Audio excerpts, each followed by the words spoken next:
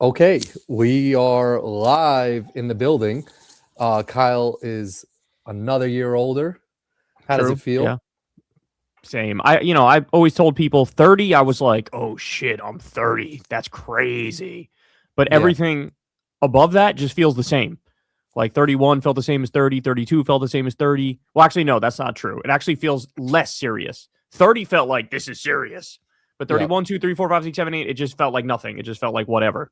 And, Same. people say, oh, 40, you're going to feel it. No, I'm not. I think for me, the only time I ever felt anything was 30. That's it. Never did I feel it about anything else because I looked at the clock for like the last hour of being 30 and like counted it down. Like, Yeah, damn, I only got an hour left of being in my 20s for the rest of eternity. That's crazy, you know? yep, yep. Um, who? So what are you? 38, right? 38, yeah. 38. Jed is turning 41, and we had like a little celebration for him. When's Nick, his birthday? Scotty. He's February 5th. Oh, shit. His birthday's right Yeah. after mine. I didn't know that. Yep. So Shout he's out to coming Jed. up. Happy birthday, man. Yep. So there's Jedson right there, about to be 41, and like low key. So I guess maybe because it was just in comparison to my daughters, but my wife got cupcakes for everyone whose birthday it was, and it was Scotty turned 6, Nick's turned 8, and then Jed's and it's like so her cupcake had a 6 in it, Nick's cupcake had an 8 in it, and Jed's shit had 41 in it, and I kind of was like, damn, like motherfuckers 41, like. And I guess because I was just looking at 2 cupcakes that said 6 and 8, and I saw the 41, and I was like, damn, Jed's getting old as fuck. But then I was like, 41's not that old. Like LeBron's still dunking with his left hand and shit, and he's like 41. So like, it's still a All right. You just cut out there at the end there for a second, but on the LeBron thing, come on, everybody's got to realize it now, right? Like he is on some shit. He's on. There's that guy Chael Sonnen. He's I don't know if he was a yeah. fighter or something, but he was He like was a LeBron. UFC. He said LeBron used the same dope guy that I use. He's on EPO. He's on this. He's on that. And like you look at it now, and it's like, come on, man, 41 years old. Go look at like Vince Carter at 39. And that motherfucker Yeah, used to be able to jump out the gym, and now he looks like he's some overweight dude who got up off the couch and tried to play a game. Like yeah. LeBron's on some shit. And by the way, I'm not even saying that to try to take anything away from dude. Like, but Mhm, he's on some shit because by the time you're 41 in basketball years, like, come on, mhm. that's up there. But to me, I'm the opposite. Like, I like that you had that thought of like, yeah, it's not really that old. Not and from 30 and up, there was no more bullshitting in my head. Like, bro, we're adults. There's no way around it. You know what I'm saying? So everything Yeah, from 30 and up is like, that's it. It's a wrap. Like you can't. It's not like, oh, he's just a kid. It's like, no, you're an adult like a motherfucker. So like, I can't spin it to be like, oh, we're kind of young. No, we're not. We're fucking middle age. You know? you know where it kind of hit me too was I was watching a video randomly, and it was like Oprah Winfrey doing deadlifting, and it was like her 70th birthday or some shit, or 75th birthday, and I was like, I was more so concerned for her, and I was thinking of her thinking, I was like, it's definitely crossed her mind where she probably only has like 10 years of living left, like even with the best trainers and like dietitians and all this shit, like she like it's just like nature that like she's gonna die in 10 years. Yeah, see that shit fucks me up. When I'm like 70, I'm gonna be thinking like if I were to die right this second, people would be like, "Yeah, that's supposed to happen." You know what I'm saying? Yeah, Like at yeah. a certain age and up, it's like if you just die, people are like, "Yeah, like that's what happens is you die." That's You know? but then there's the lady. Did you see the lady from Home Alone, the mom? Like, Yes, I saw that. Yeah. and they don't know what the reasoning is, but like, who knows? Like, I feel like everybody in Hollywood is on some type of like, I don't know if it's like drugs, like hard drugs, but I feel like to get to where you are successful in Hollywood, you can't be a normal person. So you're doing some shit that like is gonna put you in a position ultimately where death is a side effect of that shit. Am I bugging for thinking Hmm. that way? Yeah, I'm not quite sure I understand what you're saying. Are you saying that like they're like They're all doing sacrificing their something that's lives to Satan or something like that? no, I'm just saying like eventually they're all like crazy in some way where they're doing something where they're not just like a regular ass person. Like they're into some weird religion or they're like taking some type of medicine where they think is going to keep them young or some shit. Like, I think they just like have too much money that allows them too much access to like weird doctors and thinking like mechanisms that make them do shit that will eventually lead them to death. Have you seen that? Like, understand anything I'm saying? Have you seen that like Brian? I forget his last name. Brian something guy who's obsessed with like anti-aging stuff, and like No. he's like injected his son's blood into himself. He like measures his boners in the morning. Oh goodness. He goes in hyperbaric chambers. He does like everything that he thinks gives him an edge to live longer, and he's like obsessed with anti-aging stuff. And yeah, I feel like there's a lot of people aren't as crazy as him in Hollywood, but there's some people that are obsessed with that. But there's also just a lot of like drug addicts and shit. Like, think of like Chris Farley died. He was super young. He was a drug addict. You know, you got a lot of people in Hollywood are like cokeheads and shit like that. So, well, even Joan Rivers was like getting work done, and she died from, I think, like the anesthesiologist, like going under or some shit like that, and like her body wasn't ready for that. She might have just been getting like plastic surgery, because I think she's just gotten like OD plastic surgery. Yeah, I think she died during some routine ass procedure. I think that's right, if I remember correctly. But I don't know. I mean, like, I just saw something with Ray J. I don't know if you saw this, and I don't know if he's just like getting like wants clicks or is just looking for attention, but apparently he's got something wrong with his heart. Or like half of it, he said, was like literally black, and like he only has until like January, like March to live or something like that. What? Get the fuck out of here. Let me look this shit up. Yeah, he like put 2 posts up on Instagram saying like he's only got like a month left to live. And like the dude he was with was like, don't say that, you're gonna make it, like, or something like that. He's like, I'm just saying what the doctor told me. And again, who knows? Okay. The first shit that popped up when I typed this in is a Yahoo article from 17 hours ago. It says, Princess Love drops protective order against Ray J amid claims he has months to live. Ray J is officially allowed to see his children again following an incident involving a gun in November 2025. What the fuck is he talking about? So that's what I'm saying. Like, apparently, I don't think that's something you'd go on social media and lie about. But again, I'm not. Bro, you never fucking know what these. That's what I'm saying. With you never fucking nowadays, know. Like, you never know what people are like lying about or just trying to get clicks about. But apparently he's got like a month left to live because like his whole fucking insides are fucked up. So I know for sure he was a massive cokehead. He was doing a lot of cocaine, because I remember when he got into that beef with Fabulous, and he was like screaming at Fabulous at the top of his lungs and acting like he would fuck him up or some shit. And Fabulous was like, you don't get any points in the hood for saying you could fuck up Ray J. So I just didn't even say anything back to him. But he was like screaming. He called into some radio station and was like screaming at Fabulous. And it was so obvious he was fucked up. All right, so I got an article pulled up here, USA Today. This is from January 28th. Ray J reveals heart is only beating 25% after hospitalization.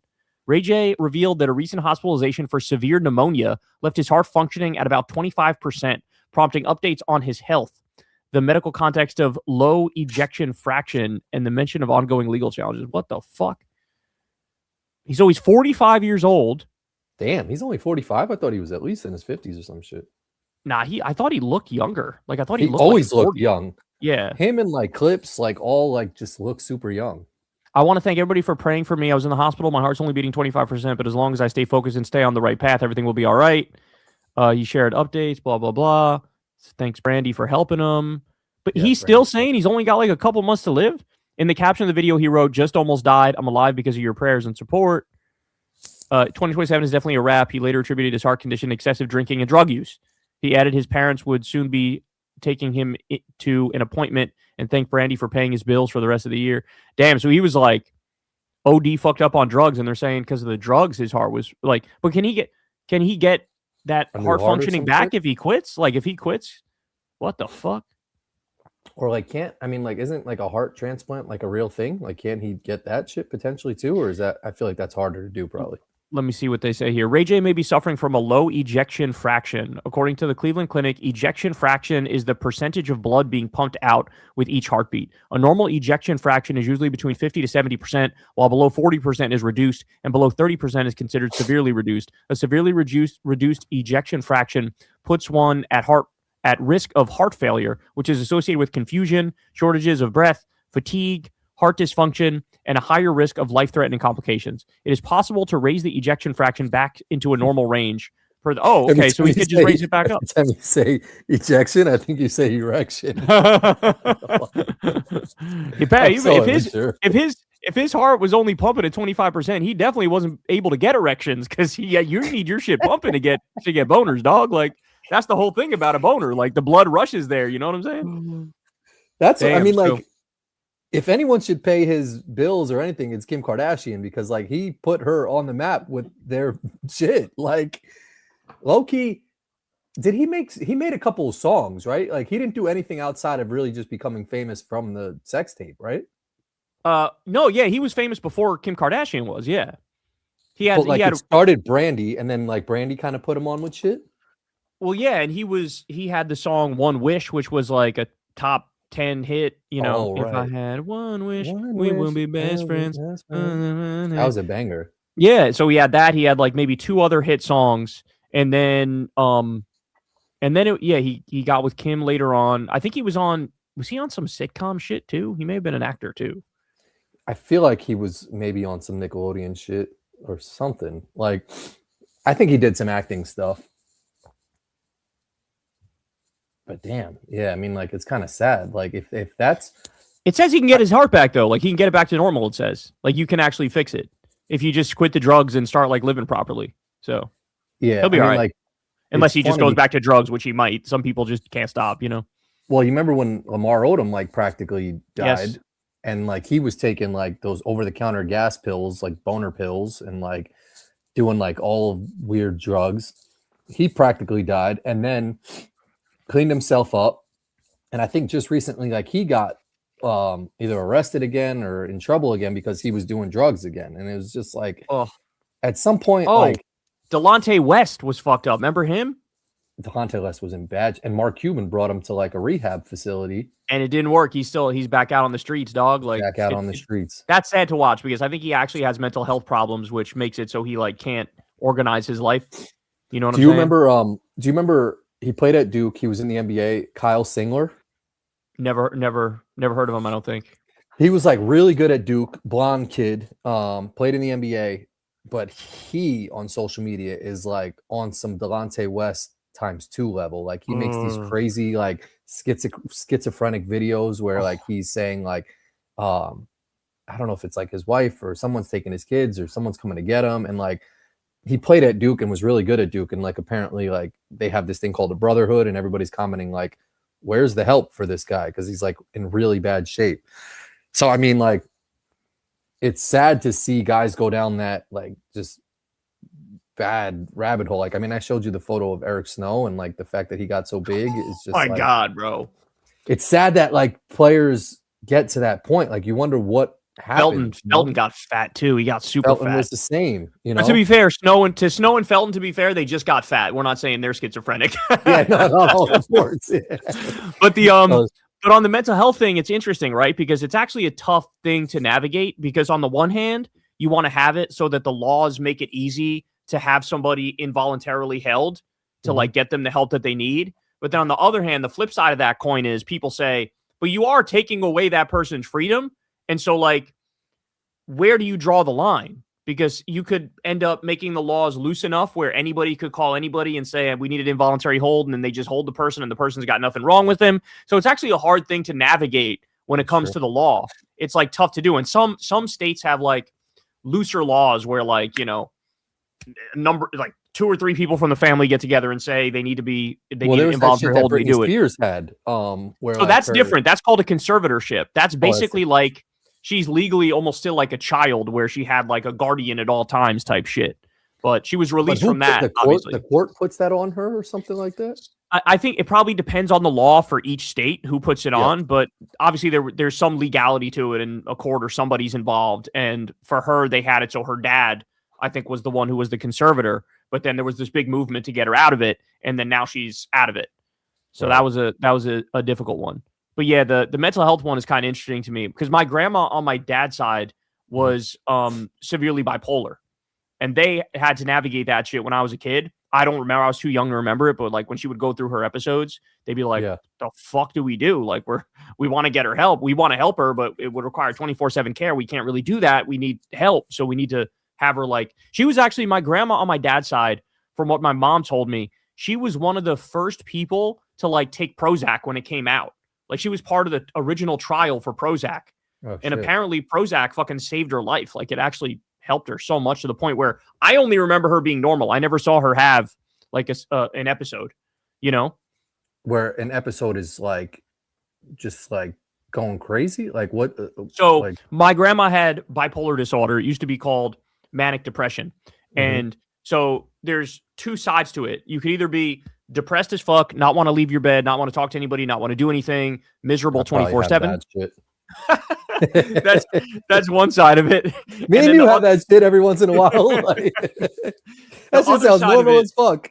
The other side of it is mania, which is basically like the polar opposite, where it's like you never sleep, you think you're God, you think every idea you have is brilliant, you're completely irrational, you do wild things, you say wild things, you go wild places, you put yourself in all sorts of danger. So it's like basically two polar ends of the spectrum where it's like you're super duper duper low or you're really motherfucking high. And it gets to the point where you can basically cross over into almost like hallucinating and being delusional and shit when you're going through a manic phase. And so that's what my grandma had. And, you know, Kanye has that shit. Like, you know when somebody's going through a manic phase because they're just like, they're always in your face. They're always screaming. They're always saying some shit. They're always super confident. And it's very weird to see because, like, they're here, but they're not here. Like, they're not actually here mentally. You know what I'm saying? Yeah, 100%. Yeah, I mean, I kind of get that way with people that have, what's the shit where you're on the spectrum? Is that bipolar? Oh, that's autism. If you're just on the spectrum. Yeah, there's like an autism spectrum. They used to call it Asperger's if you have like minor amounts of autism. Now they just say you're on the spectrum. Yeah, I feel like that was a good change in name from Asperger's because it's just like, if I had that shit and someone told me I had Asperger's, I would just laugh instantaneously. Did you see the episode of South Park where Carmen has Asperger's, but he literally puts like burgers in his underwear by his ass, and he goes, "Look, I have Asperger's," and he takes burgers out of his ass. Oh my gosh! I was trying to think. I forgot what. I think I was talking to Jed about some topic, and he was like, "I'm surprised they haven't done a South Park episode on that yet." I can't remember what it was, but it was it would have been something funny, and they might have already done something. But anyway, so what did you just chilled for the birthday, right? Nothing special. Oh yeah, we did nothing. So we still have here in Virginia, we still have like every fucking grass area and a lot of like side roads and shit. There's still like ice rinks, bro. So nobody's really doing anything. And and ice is like outside of ice, like water ice is nothing to fuck with either, man. That shit is dangerous as fuck. Bro, the kids still don't have school. They've been off for more than a week now. They're going on. No way. Seriously? Yes. And the reason why is obviously when you live in Virginia, you don't get that much snow. So the government doesn't really prepare for that much snow. And so they paved all the roads, like the roads are paved, but the fucking parking lot at the school is still a motherfucking ice rink. Where I don't think they have the equipment that they need to bust that bitch up. They would need like ice picks to come and hit it. Like just the plow itself would fucking break if it hits because it's been below freezing forever. And so it's just an ice skating rink. And so now the kids are on like the 7th day of missing school. And like there's no end in sight. Because we're supposed to get 2 days that are a little bit above freezing tomorrow and the day after, I think, where it's like 38 or 39 degrees or whatever. But that's not going to be that much melt. And so, like, we don't know what they're going to do. Or they're just going to try to ride it out until the snow melts because we could be doing this until fucking March, you know? South Carolina was definitely not prepared, Cadelio. That's right. I was watching the Weather Channel. South Carolina got hammered. Some places got 20 inches of snow in South Carolina on the Outer Banks. Like, and they are not used to that at all, Ski, bro. Not even a little bit.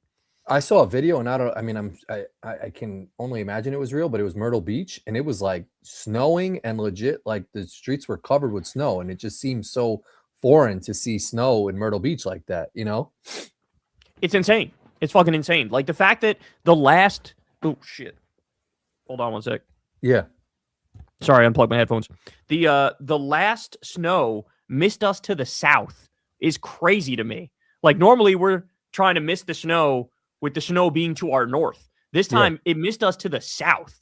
It's like it hit North Carolina, South Carolina, and Georgia, and we're north of it. I'm like, what the fuck is happening right now? And a lot of that is because of that like, I forget what they call it, the Arctic, whatever it is, dislodged and fucking is now like hanging out by the eastern side of the US. And like, that didn't used to happen that much. Now I feel like it happens a relative amount. A lot of that's it's probably because of climate change. I watched something on the Weather 100%. Channel where they were talking about it's because of climate change that the Arctic air mass like it dislodges now and goes south. Fucking Miami was like 36 degrees in the morning the other day. They never get that cold, you know? Yeah. Well, it was like 32 degrees here today in New York, and that shit felt like I went out and I think I had 80 just degrees. a sweater on. I was like, this is the war. Like, I was like, it's like 80 degrees out, windows down. I was like, snow was melting.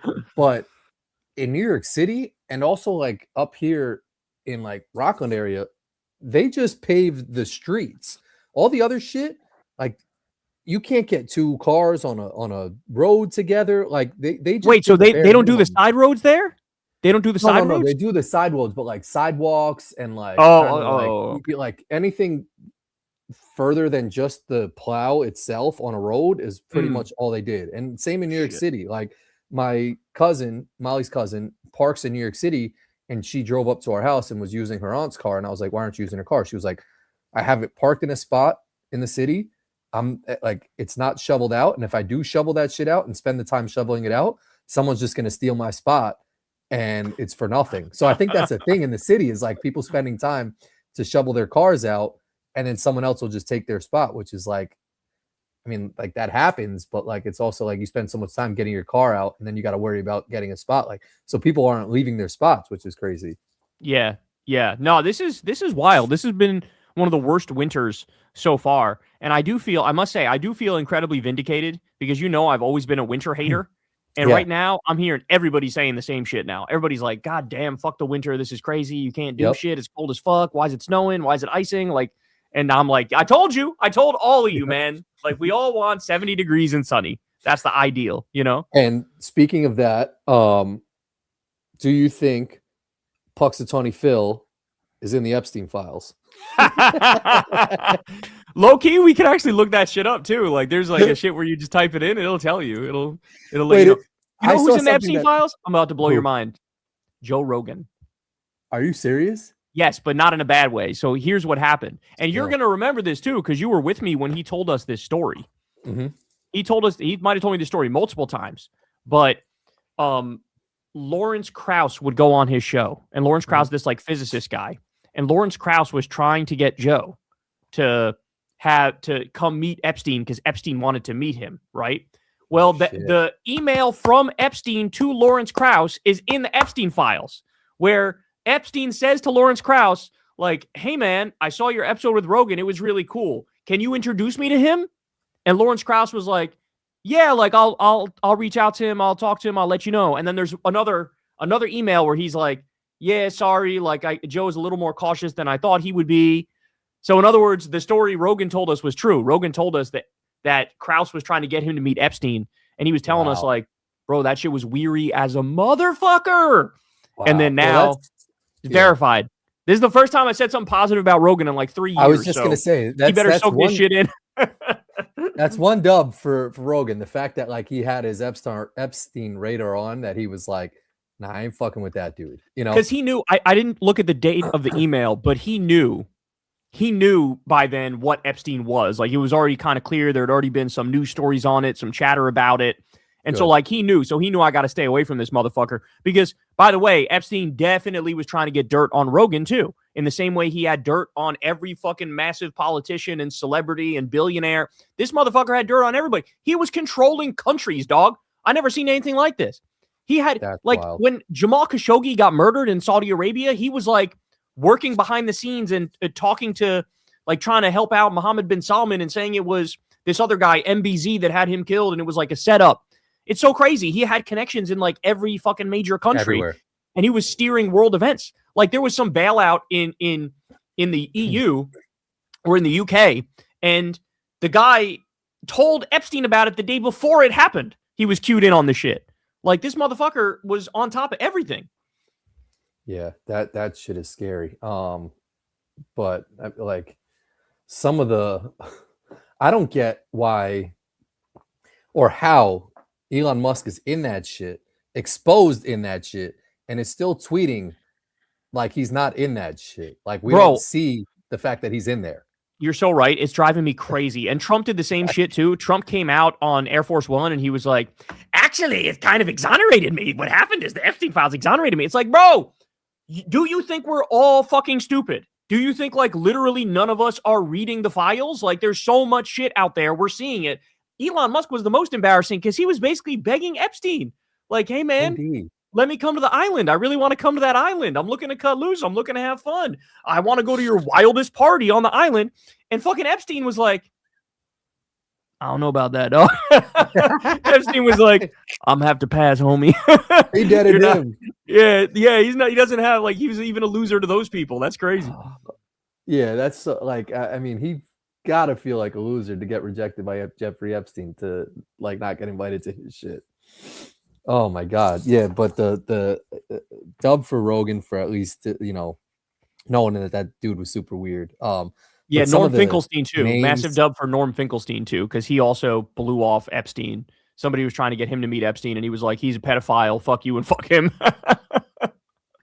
Who's Norm Finkelstein? Norm Finkelstein's like this lefty academic guy, but just a massive dub. Yeah. Yeah, I don't know. There's a lot of like Russell Wilson today came out and like I saw this. because like he was trying to like buy his plane or something, but said he never met him. Like it's kind of wild. And then I saw that like they released like 3 million more pages from the Epstein files or some shit like that. Yeah. So right now, even with everything that's been released so far, this is only 50% of the shit. There's only 50% of the shit. Isn't that crazy? That's nuts. It's so nuts. So nuts. And there's so much shit. I don't know if you saw my segment today was like an hour and 10 minutes going through it. Just the things that came out over the weekend. Like just so much shit. So much shit. And I still didn't even make it 10. I'm probably gonna have to do another segment on it because I keep seeing new shit. You could keyword search things. Like Crystal keyword searched Snow White and something popped up where Beauty and the Beast she searched. And Epstein said some shit to some girl like, with you being so naive to sex and me, we're like Beauty and the Beast. Like, oh my God, talking to how young was that girl you were talking to also, by the way? Like, what the fuck? Yeah. Did they just like, do they get a hold of his computer and then just like how do you have what'd I say it was 50 million or 3 million more pages of some shit? 3 million. Yeah, 3 million. Like, I don't even know how they have that much information on him, which is crazy, but like, well, think about it. So he died, right? Over the years.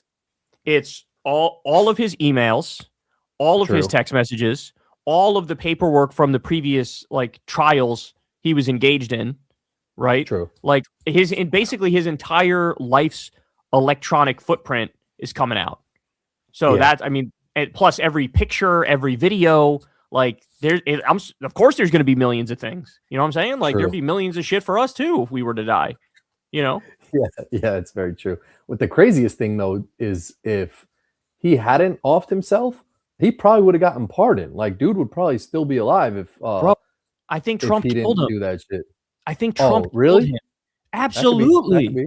Yeah. Because think about it. He was arrested under Trump. Trump knew how much dirt Epstein had on him. In fact, he tried to give him a job at the beginning of his administration to shut him up with telling any of the dirt that he had. And Epstein passed on the job and said, no, that was reported. And so then Epstein gets arrested. And the story of him, like there was an attempt to kill him before he died. He had like strangle marks and shit. And he was like, I don't remember what happened. The guy who was in the cell with him apparently tried to strangle him. Then he winds up dead. And they say, oh yeah, the guards fell asleep. Like, bro, what is this? Some fucking like Looney Tunes ass cartoon? Like, what are you talking about? The guards fell asleep. They go, oh yeah, the cameras. What prison is he in? The cameras were not working and they were pointed in like some other direction or some shit. Like, what the fuck are you talking about? So then come to find out, like there was one autopsy where the guy said like his injuries were consistent with being killed, that it wasn't consistent with him hanging himself. So I'm like that weird minute delay in the that footage too. or some shit, right? So like in federal custody, dies in federal custody after he's arrested. Trump was president at the time. He definitely ordered that motherfucker killed. And then also people speculate it was Bill Barr in particular who did it. who was Trump's, I think, attorney general at the time. So, yeah, man, like they got that motherfucker because they knew how much dirt he had. But thankfully, this shit still came out because of Thomas Massey and because of Ro Khanna. But they're still censoring shit they're not allowed to censor. They're still redacting shit they're not allowed to redact. Like they're still breaking the law. Oh, hell yeah. And they're doxing a lot of the victims. Like they're putting out the victim information when they are not supposed to, and they're hiding the perpetrator information when they're not supposed to. So they're still violating the law like crazy. And then I saw something today that apparently are Bill Clinton and Hillary Clinton going to like testify on some shit? Are they going to speak on the Epstein files or something? Yeah, they just said that they're going to testify on this. They're going to do it in front of Congress, which is going to be wild. Yeah, that's going to be funny, fun to watch. Because they're going to, like, the Republicans are going to go after them like they're the biggest part of the Epstein files. But, like, actually, it wasn't even as bad as I thought. Like, with Bill, I was expecting some dirty-ass shit. Yeah, and he was one of the least dirty people in the shit. So, like, in a sense, the Epstein files, they didn't make him look good because he was still friends with Jeffrey Epstein, who's a fucking, and he still probably did some fucked up shit. But, like, there's way more dirt on Trump in the Epstein files than on Clinton, to my surprise. To my surprise. In fact, there's an email where Epstein says Clinton never went to the island. Now, he could have been lying. He could have been lying in that shit. But at the same time, like, there's more exonerating shit of Clinton than there is of Trump in there, you know? Facts. Yeah. It'd be. But that shit will be wild. Can they not, like, that should be a pay-per-view event. Like, fuck the UFC at the White House. Like, it'll be a C-SPAN event. Oh, yeah, everybody's going to be watching that shit. We're all going to be watching that shit, you know? What, can they not put Trump through the shit that Bill and Hillary are doing? Or is that allowed? I mean, the reason why they're not is because it's still a Republican House. And so they're never going to call Trump and grill Trump. They're only calling Clinton because he's a Democrat, which is why, like, they had rejected doing this before, and now they just agreed to it. But, like, I'm sort of inclined, like, you guys should have just kept rejecting it. Like, don't get I don't know why. Yeah, why'd they say yes to it? Because the thing that's fucked up is, like you said, if there's so much dirt on Trump and Peter Thiel and Elon Musk and all of these fucking assholes, well, they don't have to come and testify, so why the fuck should you have to go and testify? You know what I'm saying? Yeah. Like, if I was them, I'd say the same shit. I'd be like, you want me to come? Elon Musk got to go too, you know? Yeah. Yeah, it's weird that, like, those people don't have. But, like, my whole thing is with all of those things, when all those people are speaking on Senate and all these, like, congressmen are sitting up there and they make them look stupid, and that one lady pulls out her whiteboard and starts doing math and all that shit, like, nothing ever happens or nothing ever comes of it. You know? Exactly. Like, it's all a show. You're so right. Nothing ever happens from that. Never. It's like there's great clips on social media and, like, all, like, good sound bites and, you know, good takeaways, but, like, yeah, it's just frustrating because nothing ever comes of it. So, like, I don't know why, you know, like, Rubio and all these people sit there and answer the questions, because they're not going to get in trouble. Like, even if they're fucking lying, like, no one ever gets in trouble from those things. That's exactly right. Yeah, like something will go viral, and then that'll be the end of it. You know, nothing comes of that because it's not like a judicial hearing. You know what I'm saying? Yeah. Okay, so I have queued up a couple things here, which has been freezing my computer OD. The first one, let me share this here. I wanted to get your thoughts on. Share screen. Let's do this one here. Okay. This is the counter to the halftime show. Bro. I wanted to get your thoughts on the All-American halftime show with the headliner Kid Rock. I can't believe they still do this goofy ass shit, man. Like, they still do this, like, we're doing a different halftime show at the Super Bowl.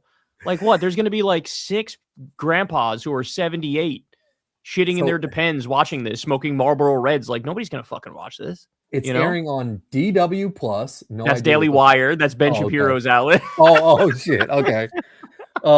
Real America's Voice. Is that right wing? Yeah, right wing, stupid right wing, like, news show, like Newsmax. It's like a Newsmax channel. TBN. I think that's Trinity Broadcasting Network. I think that's some Christian shit. Gotta be. Charge, which is split weirdly in the middle of the words A and R, which never even heard of that one. Don't understand why they kind of put the split there. And then the National News Desk. Bro. And then also, Rumble too. It's on Rumble and X. And X. On YouTube, maybe.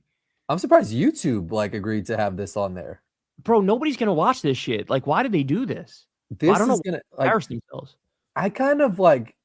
Okay, Kid Rock is notable. Never heard of Brantley Gilbert. Never heard of Lee Bryce. Never heard of Gabby Barnett. Aren't there more conservative ass people that are a little bit more recognizable than those motherfuckers? I saw this too before I came on air, and I said to Crystal, the only one I know is Kid Rock. I don't know any of the others. So like, I don't know. I mean, look, I guess what happened was they probably asked some people who have more name recognition, but they were like, I'm not doing that shit. Why would they? Well, I mean, unless they're paying, like, because is Turning Point behind? Yeah, Turning Point has mad. That's why maybe, what's her name? Nicki Minaj might be on this. Oh, but the problem is, Republicans don't like her fucking music. MAGA doesn't like her fucking music, and that's why, like, it's just been so sad watching her do this. You know, she was going after Don Lemon and calling him a cocksucker, and she was going after. She went at who else she go? Oh, she went after like Jay-Z and some other people and said like at the Grammys they eat babies and shit like that. And it's like, Nikki, come on, man. Like you can't snuggle up to a fucking pedophile, rapist, war criminal and then also like virtue signal like you're against the elites. You know what I'm saying? Like you just got with the biggest elite in the world. Yeah. This is comparable to, which I also wanted to get your thoughts on, but I don't have a thing here, the Melania movie. Like, oh my God. I mean, the fact that we saw that they were paying people $50 or whatnot to sit through that movie. Yep. And I don't know if it was a good or bad thing, but it made like $7 million in the box office, which was probably cap. It definitely didn't make that much over the weekend. But just like then the directors on the couch with Epstein, like it's just like it's stuff that you couldn't even make a movie for. Is everything that's come out of, like about that movie is embarrassing. Bro, they premiered it in the UK, and I covered this on my show because it was so funny to me. I think the first showing, 2 tickets sold. Then in the second showing, I don't know why it just gave me some birthday shit. Yeah, that was what the fuck? That was so random. I guess if you do the 2 sign, it gives you birthdays and shits. But so the first one had 2. Then I think the next one, what they have 3 in the next one? Or it was like 2, 1, and then 4, and then that was it for the day. So like OD bombed. And you know, Crystal said it to me. She was like, I would actually watch a Melania documentary, but you got to tell me the real story. You got to tell me how like she was trafficked from Slovenia and fucking Jeffrey Epstein brought her here and made her suck off some CEO for some big bank.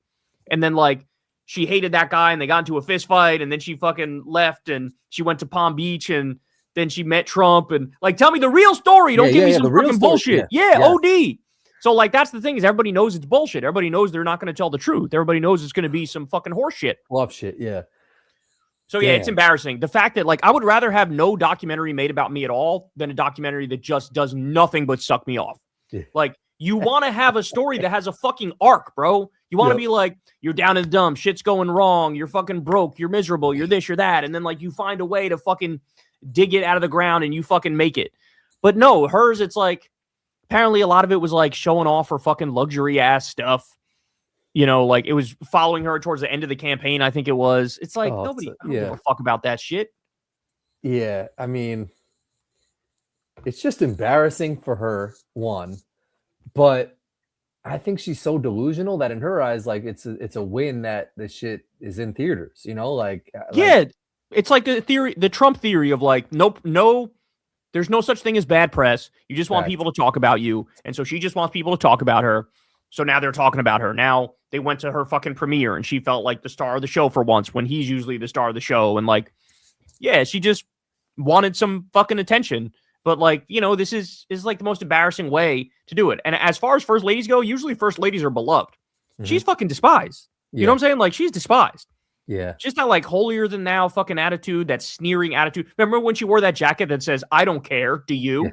Yeah. It's like, bitch, you're the first lady of the United States and you're on some fucking like angry 14-year-old type shit. What are you doing? Yeah, it's bad, man. And that's why like I saw a funny Instagram video. It was actually this dude. He was like, I'm going to see the Melania movie. Give me some grace. I'm going to see it. He was like, I'm doing a drive-in theater. And then he pulls up to something and turns his camera around, and it's just a dumpster. He's showing the dumpster, and he's like, it's actually not that bad. He's like, he turns it around.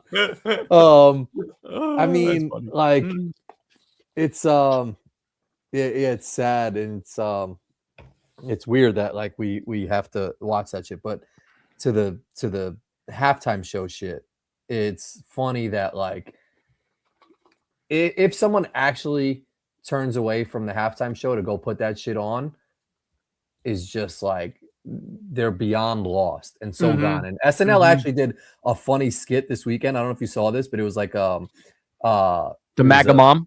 Yes, the MAGA mom. Yeah, I saw that shit. Crystal showed What'd you think on that? Like, it was pretty creative, you know? No, I feel it in my soul because that's the shit that we're seeing now. Like Andrew Schultz, the comedian, he just did his version of that where he was like, yeah, it turns out they're like ignoring the Constitution and they're like shooting Americans in the face. And like, I can admit, like, this is kind of fucked up. And meanwhile, all the liberals and the lefties are sitting there like, oh, we fucking told you this was going to happen. God damn it. Why didn't you listen to us? You know? Yes.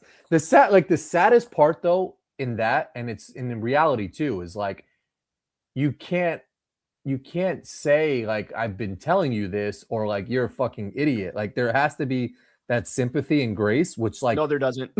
I know. No, there doesn't. Fuck those motherfuckers.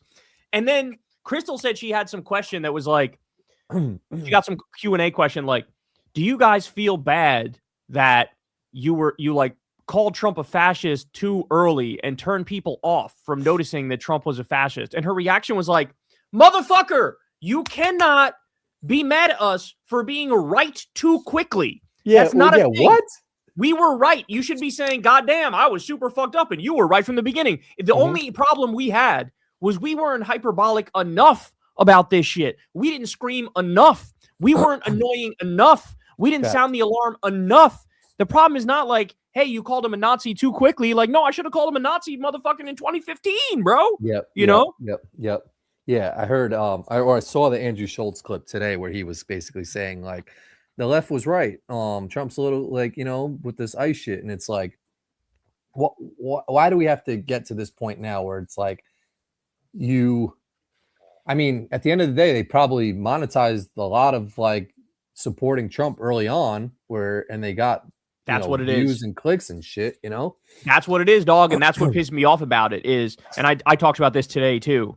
It's all about the vibes. Like during the election, the vibes online were, oh, Trump's fun and he's the more down to earth one and he's like the edgier one. And I support that. So I'm going to ride the vibes online of Trumpism where everybody's getting more views and everybody's having these chummy interviews with Trump and shit.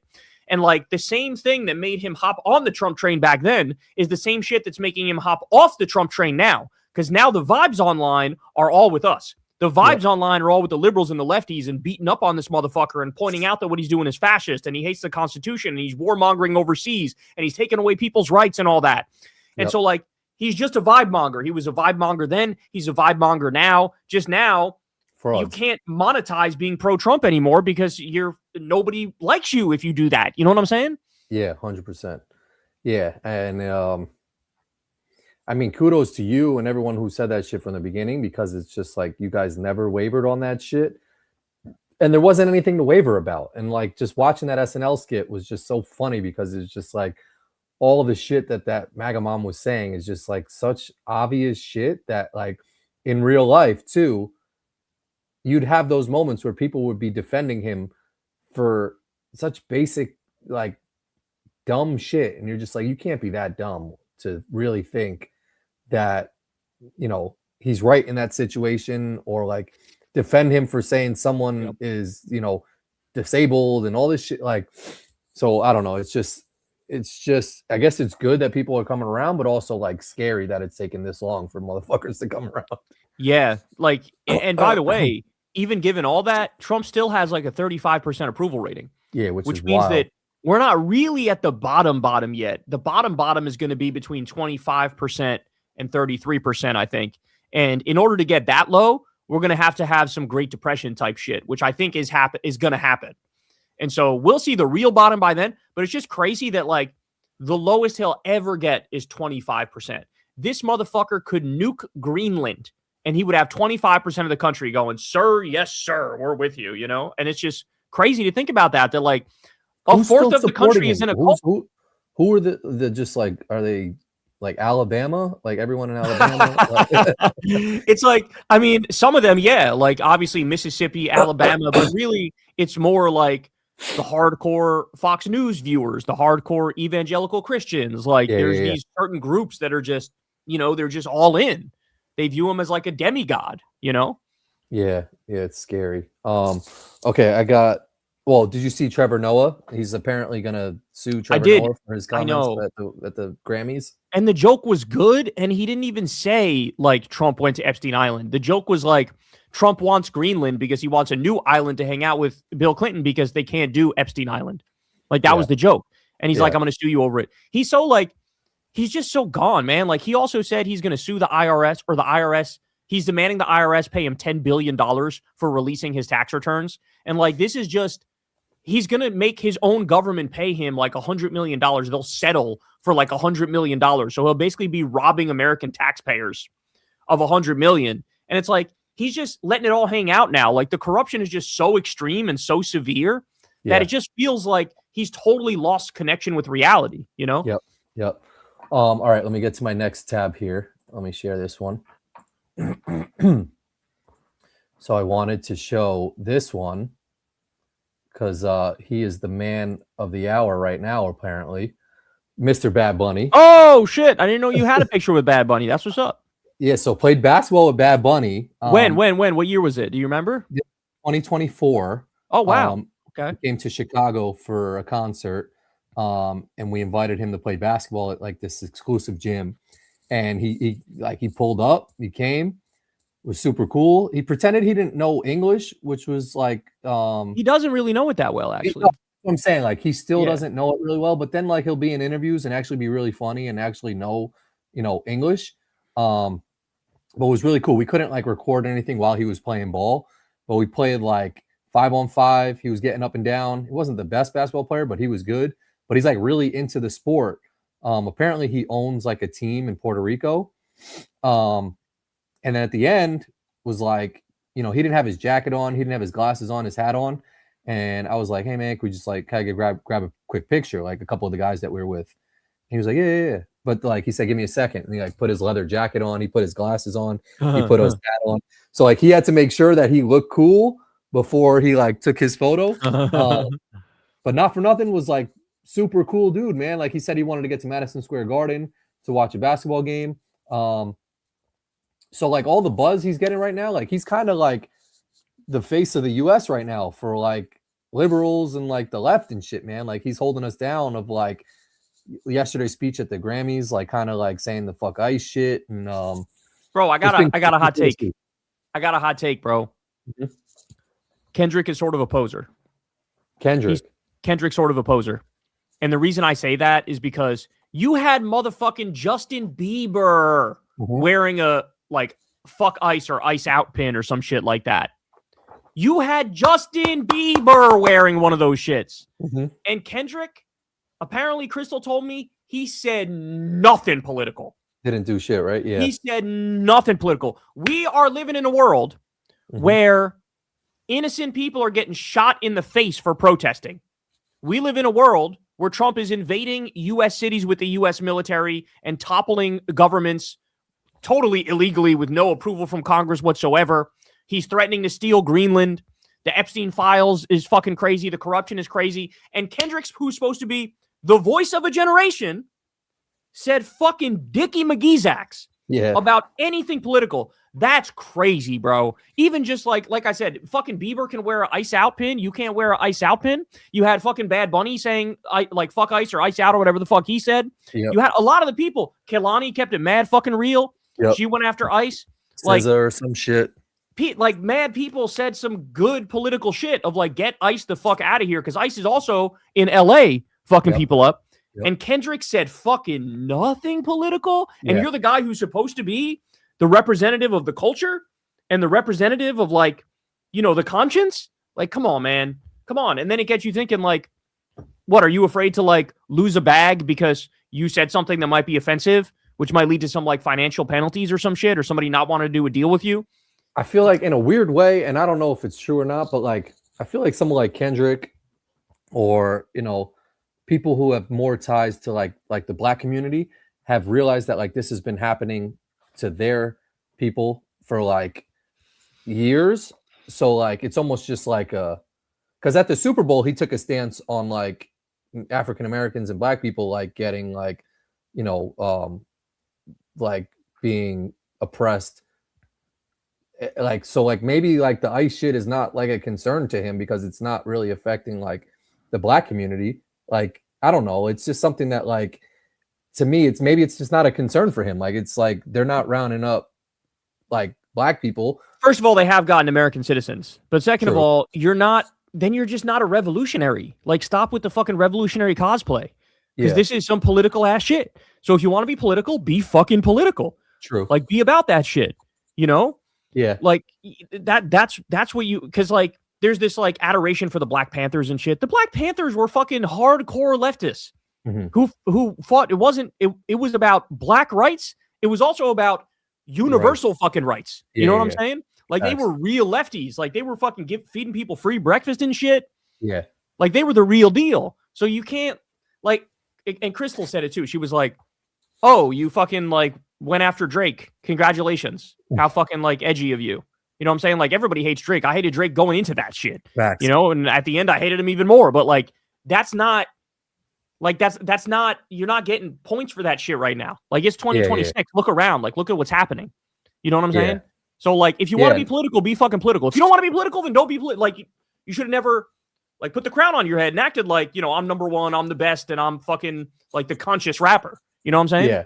No, I agree. I mean, like if you're gonna take a stance like on one thing, like me personally, like take it as a whole for the whole country. Like the whole Super Bowl performance was like the American flag and all this shit. So it's like stand up for like the whole country. Like.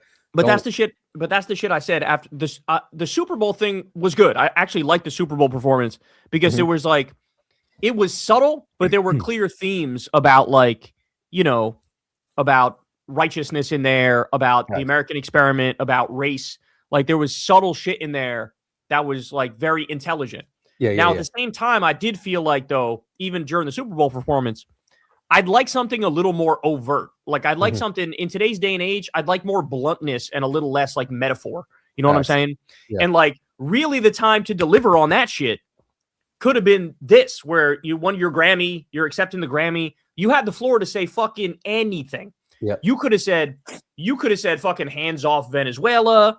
You could have said end the genocide. You could have said ice out. You could have said anything political, but you said nothing. So like, I don't know. Yeah. That's sort of fucking embarrassing if you ask me, because you can't act like I'm the man and then act like that. You know what I'm saying? Yeah. Like if you're going to be political, you got to be political, especially when everyone else is getting up there and saying that shit. And it's just like a universal theme for the night. Like you look like more of an outcast. Bieber. Yeah. Dog, Justin Bieber's not fucking political, but even he's looking around going, really? ICE is like, fucking arresting grandmas and breaking up families and destroying lives. Like I could wear an ice out pin, It's but I feel like for Justin Bieber, I feel like for any of them, to be honest, like I love what they're saying, but it's so hard to take any of them serious when like Justin Bieber is singing in like his boxer briefs and like then he wants to like say some political ass message. It's like, at least put a shirt on or some shit, dude. Why did he do that? I don't know why he did that. Because you know what? The performance was good. I fucked with the song. Yeah. Why are you in your boxers? I don't understand. That's what I'm saying. And like Molly sent me some clip. It was like Pete Davidson was talking to Machine Gun Kelly about like parenthood and like him raising his daughter. And like what he was saying like was good and he had a point, but like his whole face has tattoos on it and shit. And like he's just like wearing some like weird ass outfit, and I'm like, I can't really take you seriously. It's like almost like going to like a circus and the clown giving you some like fucking life advice in his full ass costume after his set. Like it's just like, yeah, that shit was deep, and I appreciate you telling me, but like, you just look like a bozo. like it's just like you lose. I don't know. And people probably say like whatever, don't like as long as the message is whatever, but like. I feel like you lose a little bit of credibility when you're singing some song in your fucking boxers. Like, just put some pants on, Justin. I won't even come at you for the shirt. Like, you want to do some artsy shit and not wear a shirt? I'll let it slide, even though low key I want you to put on a shirt too. But like, you put some fucking pants on, dog. When I played basketball with him, like before we even started playing, took his dick out. No, he did. Yeah. Took his shirt off though, and I'm like, all right, that's what's up. Like, Justin Bieber doesn't have his shirt on. That's cool. Like, whatever.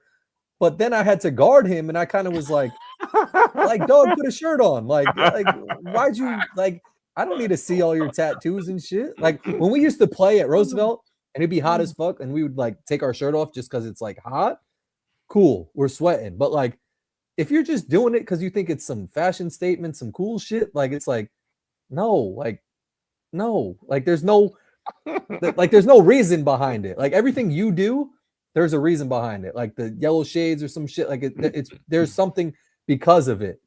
But like if you're just taking your shirt off before we even play ball because you got tattoos and you think it's like the cool thing to do because you haven't been in social like situations enough where you just realize like wait till the third game before you take your shirt off. Like but then again, I've never sang at the Grammys, so I don't know. Maybe I would take my shirt off too if I was singing some shit. No. If you were singing at the Grammys, you would not be in your underwear out there, bro. You would not be in your underwear out there. How weird do you think it would be like if it was just like next up performing at the Grammys, like Corin and Kyle, and we just like we walk out in our boxers, everyone would be like, yo, this is the weirdest shit ever. But the fact that he does it, it's almost like, yeah, that's kind of normal. Like the outfits, some of the shit I saw people wearing, it was you remember CeeLo Green? Yes. Mm-hmm. Bro, he was on the red carpet with his son.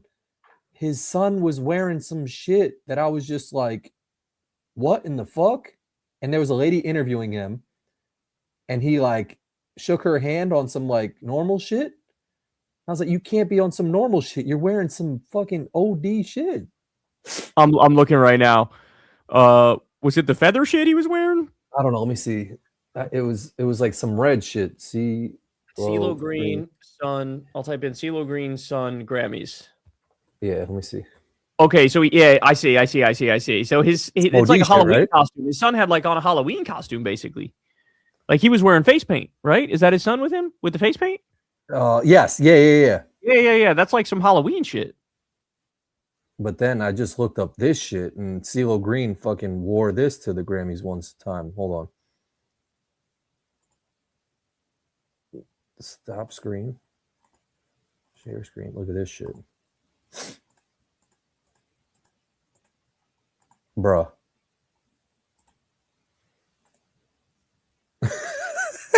Yeah, he wore that motherfucking C3PO. and then Heidi Klum wore some shit last night that was like a plastic. We saw that. Me and Crystal saw that. Yeah, it's like wearing like some rubber thing. When like, what are you doing? You can't walk. Like, what are you doing? I don't know. It's like the Met Gala. You know my feelings on the Met Gala. That shit is fucking wild. Yeah. All right. So I got a couple more things real quick, and then we'll get to some super chats. All right. This one, I wanted to get your thoughts on. Would you eat this shit? Nah, hell no. Hell no. IKEA is now selling a massive 20-inch hot dog for just $5. I'm not even a big hot dog guy because, and let me know what you guys think about this in the chat. But like, hot dogs always give me nasty ass burps afterwards. Yeah, you know, facts. But like, it just tastes like, what the fuck is this? So I'm not a big hot dog guy in the first place. But if you give me a hot dog that's that long, hell no, because I don't want to have a bite that's got no bun with the meat. You know what I'm saying? You're gonna have mad bites with no bun on that shit. I don't even know how you attack that thing. Like if they had the ketchup and mustard, I don't know how you put that on the whole hot dog. If they have a dispenser, I don't even know how you hold that shit without like getting the ketchup and mustard on there. But like, and that shit gonna be limp as a motherfucker, falling down on both sides, you know?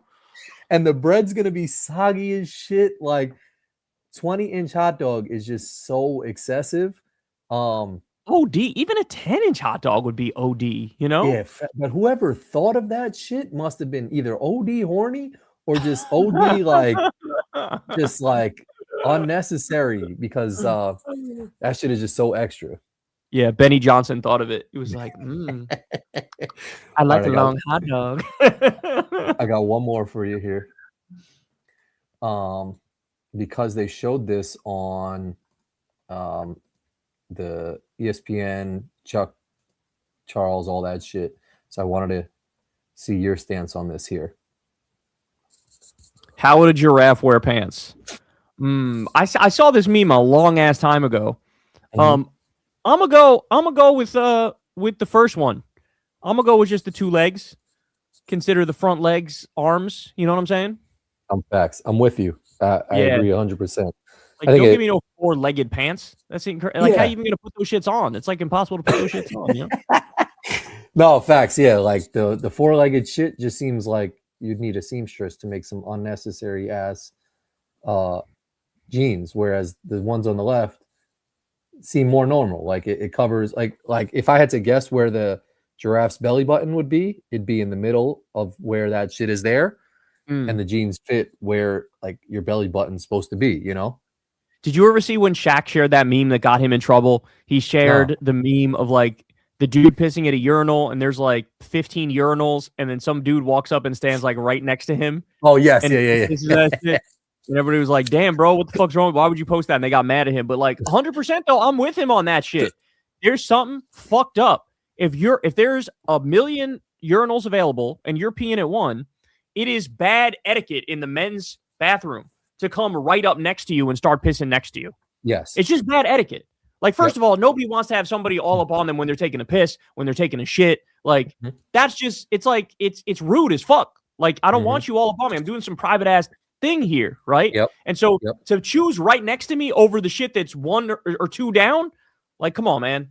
Come on. And I'd even go as far as to say the proper etiquette is if one person's at a urinal and there's like a whole bunch of urinals open, it's actually the correct etiquette to pick the shit that's like furthest from them or close to the furthest from them. Even if you go up and skip one, it's still like you kind of unnecessarily got this close. You know what I'm saying?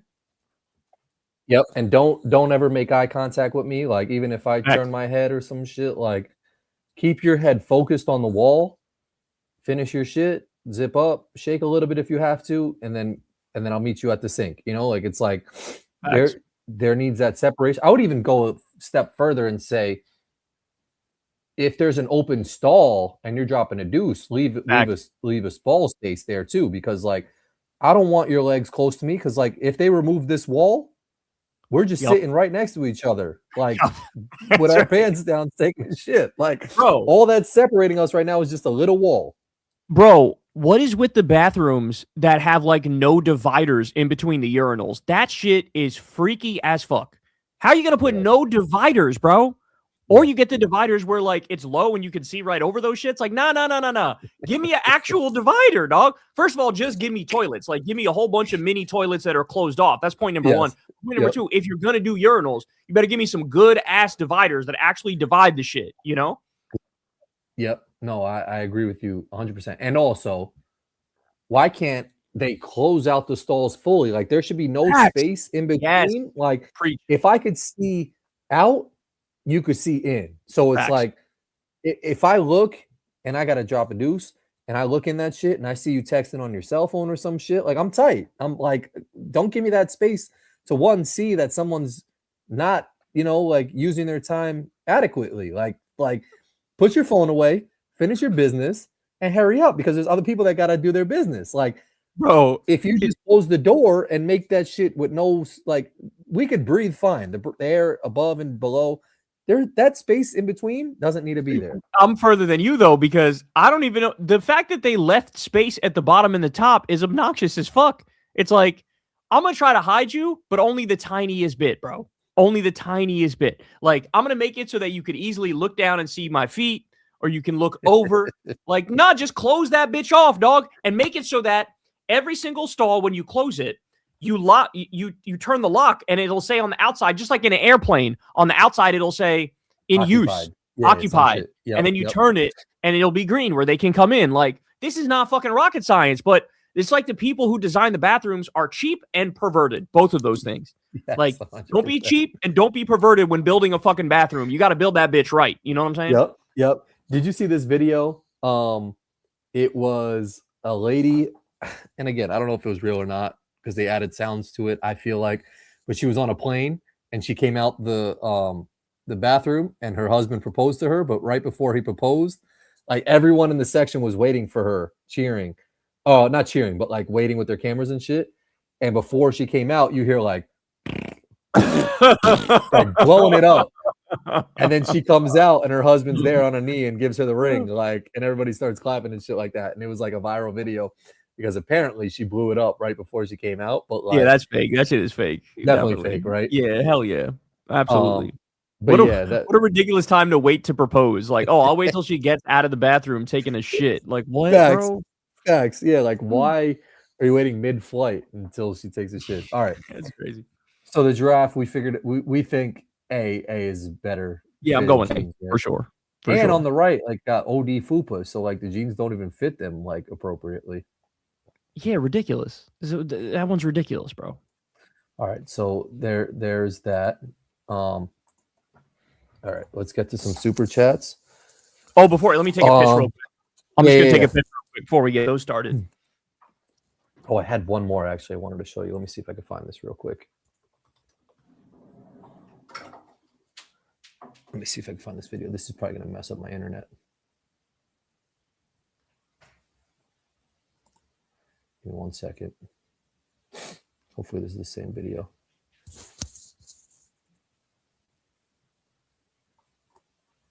Nope, that's not it.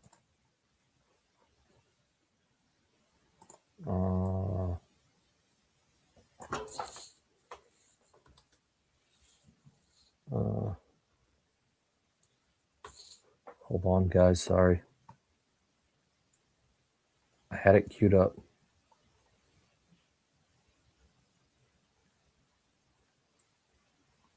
This might be it. Oh, here we go. Okay. Let me share this. And then we'll get to some super chats, but I wanted to get Kyle's thoughts on this because he's got strong feelings on. All right. Last thing I wanted to get your thoughts on. I don't know if you saw this or not, but apparently people were concerned about Ryan Seacrest. I'm very happy and proud to say that my longtime boyfriend, John Donaldson, and I are married. Get out of here. It's finally true. I've read about it for years, but I'm here to say that it's true. Congratulations. Oh, thank you. Amazing. Big news. We've been holding this back the whole time in front of you. Right? She just said to me this morning. She sends me text and she says to me, "Can we have a word?" Like lost mad weight. Yeah, you can pause it. I've seen this. I didn't know. Okay. Yeah. Yeah, I don't know. It's kind of hard to tell because I feel like he's been skinny for a while, so I can't tell how much skinnier he is than normal. True. But yeah, like being too skinny, I doubt is he almost would take worse. Ozempic. Like, it's possible he's taking it because the people take it for cosmetic reasons and shit. But like being too skinny is almost a little worse than being a little overweight, in my opinion. Because like all of your fucking wrinkles show like crazy. You look like sickly. If you're just a little bit overweight, you still look like healthy. You know what I'm saying? Yeah. But I think in his eyes, in a weird way, like I think he probably thinks he looks better. Yeah. Better. Yeah. Like he thinks he looks like TV-esque where like his cheekbones are showing and like, you know, like his alignment and shit. But like, I don't know. He just looked unhealthy. And that was one where like, I saw that video and I was like, it looks like something's wrong with Seacrest. So I was a little worried about him. Yeah, I remember back when I used to work out a lot, you'd have the guys who took a lot of supplements and shit. There's this thing called bigorexia, which is like literally the opposite of anorexia. It's a body dysmorphic disorder characterized, I'm reading this, by an individual's desire to have less fat mass and obsession with increasing muscle mass. So all those like guys who work out and do those like bodybuilder shows, a lot of them have bigorexia. Like, it's a real thing. So the point I'm making is that, like, there's different ways to not view yourself correctly. Like, a lot of those guys are fucking yoked as a motherfucker, and they're like, I'm so skinny. I hate the way I look. I need to do more steroids and get bigger. And there's a lot of people who are skinny who go, I'm not skinny enough. I got to get skinnier. And it's just, you just have a warped vision of, like, how you actually look. You know what I'm saying? Yeah. True. All right. Well, yeah, people are saying, I mean, he lost his dad recently. Maybe that's you never know what's going on with someone. So maybe. Yeah, you never know. You never know. All right, let's get to some super chats. King of the Viltrumites, thanks for the $10. Kyle, check out Valhalla VFT. He's a former Green Beret who crusades against MAGA in Israel. He really likes Graham Plattner and interviewed him. I either love or despise his political opinions. Huh, interesting. Valhalla VFT. King of the Viltrumites came in early, hot, and heavy. I'm actually just typing this in right now. Oh, okay. Just want to see. Because I never heard of this guy before. Valhalla VFT. Yeah, it pops up. As soon as I type in Valhalla, it does pop up. Yeah, so anyway, I'll take a look at that later, but I just pulled them up. Okay. What do you think of the Rogan sphere? What do you think the Rogan sphere would be like if Kamala was president? Would they glaze Trump or just abandon Trump and move on to the next thing? That's a good question. In an alternate history timeline where Kamala won, honestly, what I think they would do is just like nitpick everything Kamala does and like follow the Fox News playbook or like the Daily Wire playbook, like whatever sort of slop the Daily Wire or Fox News puts out about why Kamala's bad. I think Rogan would fall for that hook, line, and sinker and sort of push that stuff. I don't think they would think much about Trump or talk much about Trump, but I just think they'd be generally oppositional to like everything Kamala wants to do. You know what I'm saying? Yeah, facts. King of the Viltrumites again. Thanks, bro. Corin, how do you eat so much fast food in giant portions, no less, and remain healthy? Show us your workout routine or I am coming for you. I mean, my workout routine is simple. I'll go to the gym, run 1 mile. That's the extent of I can run. When I get to a mile, I'm done. I'll walk a little bit. Then I go to the rowing machine, and I'll row 250 meters 4 times. So I'll do 1,000-meter row. And then I do sit-ups and some push-ups, and that's it. But here's my thing: I don't really eat a lot throughout the day. Like I don't eat a lot of meals, so you'll just have like 1 or 2 big ass meals, right? A bad thing that when I eat, yeah, like that's really where I'm at. So when I'm eating like a burger or some shit, that's usually like maybe my only meal of the day, or like second meal of the day, or so, like maybe I'll have something small. So that's all like I'm taking in. So again, I don't know if that's good or bad, but I'm not eating like a lot of stuff throughout the day. It's just that one kind of that portion. But I am trying to work out where, you know, I run, I row, and then I'll do some sit-ups. So that's all I do. And then I'll sit in the sauna. So I don't know if sweating helps that shit too, but that helps me a lot. Yeah, and we're going to get him on a statin to get those cholesterol levels under control. Yeah, I need that. I need you to send me that, actually. I mean, you got to go to your doctor and have them write you a prescription. But like, yeah, rosuvastatin for that. Yeah, you need a prescription for it. That down. King of the Viltrumites, thanks again for the $5. Hot take: Trump's America is the neoliberal world order taken to its logical conclusion.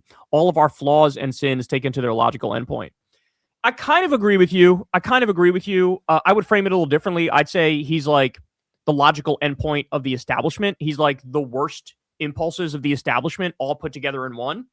Neoliberal, I think, is a touch different because under the neoliberal order, they are supposed to believe in free trade and globalism and like be more ameliorable with other countries, like work with other countries closer and like actually do economic deals and stick to the treaties. So I wouldn't say he's neoliberalism taken to its logical conclusion, but it's more like every negative characteristic of the American establishment and the elites taken to its logical conclusion. I always say he's the id of the Republican Party. He's the id run wild. And it looks like this, which is fucking horrifying. But shout out to you, bro. Thanks for the $5. Yeah, thank you, bro. Cole, thanks for the $5. Kyle, who do you think is the worst Democrat and the best Republican? Following up on you saying last week that the best Republican is better than the worst Democrat. It's a good question. That's a good question. So worst Democrat, you probably got to go Manchin or Sinema. I think that's fair to go with them. You could also say Fetterman as well. But if you actually do it quantitatively, it probably would be Sinema or Manchin. And Sinema's gone. Manchin's gone now. but like they're pretty good examples. And the best Republican would probably be you either got to go Thomas Massey or Rand Paul. And if you were to like break it down by the numbers, you'd have Joe Manchin. I know Joe Manchin's numbers off the top of my head because I'm familiar with his 538 ranking during the Trump era. He literally voted 50% of the time with Republicans and 50% of the time with Democrats, right? And for Rand Paul, it's going to be like he voted like 70 or 80% of the time with Republicans and 20 or 30% of the time with Democrats. So there's the difference right there. It like actually perfectly proves my point. So that's something to keep in mind. That doesn't mean we have to like heap fawning praise on the shittiest Democrats. It just means like objectively speaking, mathematically speaking, they're going to be vote your way more than even the best Republican. But good question. Thanks for posing that to me. Thanks, cool. SC Truth, thanks for the $10. Cultists don't care if there's evidence. They go with it because they think they need it to be true. They're reachable, but not just by refuting them. Can you have a cult deprogramming expert on KKF to talk about it? I'd love that. That sounds like a really fun idea. It would be a really fun idea to talk to somebody like that and even maybe disagree with somebody like that because my sympathy has run out. And so I feel like I'm not as open to like I'll hold your hand and walk you through it type shit. You know what I'm saying? But shout out to you, bro. Appreciate you. Time Bandit, thanks for the $10. Never thought I'd miss Bush, but here we are. I think Trump is uniquely evil, and the next Republican president won't be as bad, whether it's DeSantis, Vance, Rubio, or someone else. Your thoughts? I think you're half right and half wrong. I think you're right in that Trump is a unique evil in many respects. Like, I don't think DeSantis or Vance or Rubio would have done like the election denialism and literally tried to steal the election and stuff like that. I think some of Trump used all of his creativity comes out when it's like coming up with new ways to be evil, right? Like making $5 billion while in the White House off of foreign countries and crypto scams and shit like that. So in a sense, you're right. I actually do think Trump is uniquely evil. But the half wrong, I'd say, is that Trump has now dragged the spectrum so far to the right and dragged that which is acceptable so far to the right that like DeSantis or Vance or Rubio, even on cruise control, would just keep all of that stuff in place. You know what I'm saying? Like they wouldn't go in there and say, hey guys, you actually need warrants now for ICE to do their job. Like they would say, go ahead, keep doing what you're doing, which is lying and using administrative warrants instead of judicial warrants. They would, all the cuts that happened with Doge and with the fucking cutting pediatric cancer research and Meals on Wheels. It's not like they're going to go in there and say, I'm reversing that and we're going back to it. So like the damage that has been established is now ironclad law and they would back that up. So they're all really evil. But yes, I agree that Trump is like uniquely evil in that he does like clever evil things that nobody else would ever think of because he just has zero moral compass whatsoever. Shout out to you, bro. Appreciate you. Thanks. Diego, thanks for the $5. There should be a special insult for the Bongino fans that are going to continue to watch his show as if he never did the Epstein cover-up. That's such a good point. To be fair, though, I don't know how many people are watching him. It's got to be some tiny-ass number. I was just thinking about that today, actually. So it's funny that you say that. Who's that Bongino guy? He isn't he a part of the government or something? Well, he worked for the FBI, and then he left and went back to podcasting. Right. He quit and went back to podcasting, but he's acting like he didn't just cover up for Trump's fucking Epstein shit. He's acting like they didn't botch the Charlie Kirk investigation. You know what I'm saying? So like the fact that anybody watches him is mental. Like these people want to be lied to, you know? I wish someone from the left who was like as lunatic-y as Trump became president, because then like you would have had a shot to been like head of the FBI or some shit, which would have been so cool. Like we're so close to like having you like lead like the Department of Education or some cool shit, man. Like if just like it was the opposite, but on the left side. So like hopefully next year someone gets in charge where they're like they value and appreciate independent media, that they make you like the fucking head of, you know, some shit. The only job I take is White House press secretary. That's it. That's the only job I take in the government, because that would be fun for me. I would enjoy that, you know? That would be super dope. Just let me get like a pass to just be a fly on the wall, man, so I could do a tour of the White House or something. Of course. Yeah, for sure. The Golden Child, thanks for the $5. Choose one from each group. Crop tops or MC Hammer parachute pants, permanent unibrow, a big gap between your front teeth, or bulbous outie. Well, for the I'm definitely going bulbous outie for the last one, because like you could just hide that shit 99% of the time. You know what I'm saying? So that one's easy. Crop tops or MC Hammer parachute pants. I'm probably gonna go MC Hammer parachute pants just because those shits are probably comfy as fuck. Facts. Yeah, and like you could kind of swag them out. Like Nick's does his hip hop class, and one of the girls was wearing like some shiny ass neon-y shit that were basically like MC Hammer pants. And I kind of was like, yo, those are dope. Like, those are cool. And she was like, oh, thanks. So like, that can get pulled off. Like a crop top's kind of weird though. Some of those styles have come back. Those like sort of like baggy jeans I've seen back in style a little bit, you know? Even the MC Hammer pants. Like I feel like that if it's not back, it's gonna be back soon. Facts. Cole, thanks for the $10. Between uneducated voters, Fox News propaganda, and weak Dem leadership, who do you blame the most for Trump rising and staying in power? Or is there another group you had in mind? That's a great question. I mean, I'm going to give like a boring answer, but I give it because I think it's true. The blame, first and foremost, goes to Donald Trump, but then also all of the Republican enablers around him. So it's really like the entire Republican politician establishment. That's where I put the most blame because like they're literally doing the shit. Trump is literally doing the shit. All of them are totally rented their brain out to the psychopath. So they're first and foremost to blame. And then behind that, I would go Fox News propaganda. Then behind that, I would go the uneducated voters. They're all were duped by it. And then behind that, I go weak Democratic leadership.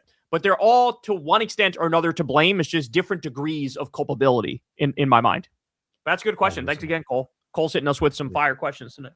Cole's on fire. Big can of whoop ass. Thanks for the $5. If the current trajectory goes unimpeded, when might the U.S. just straight fall off a cliff and straight into a civil war?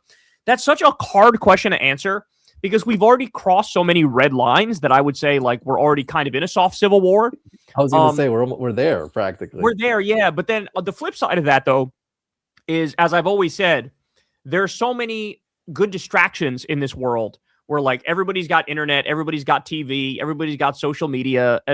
Most people have jobs, and so there's so many distractions that like it's kind of hard to imagine a real all-out civil war. You know what I'm saying?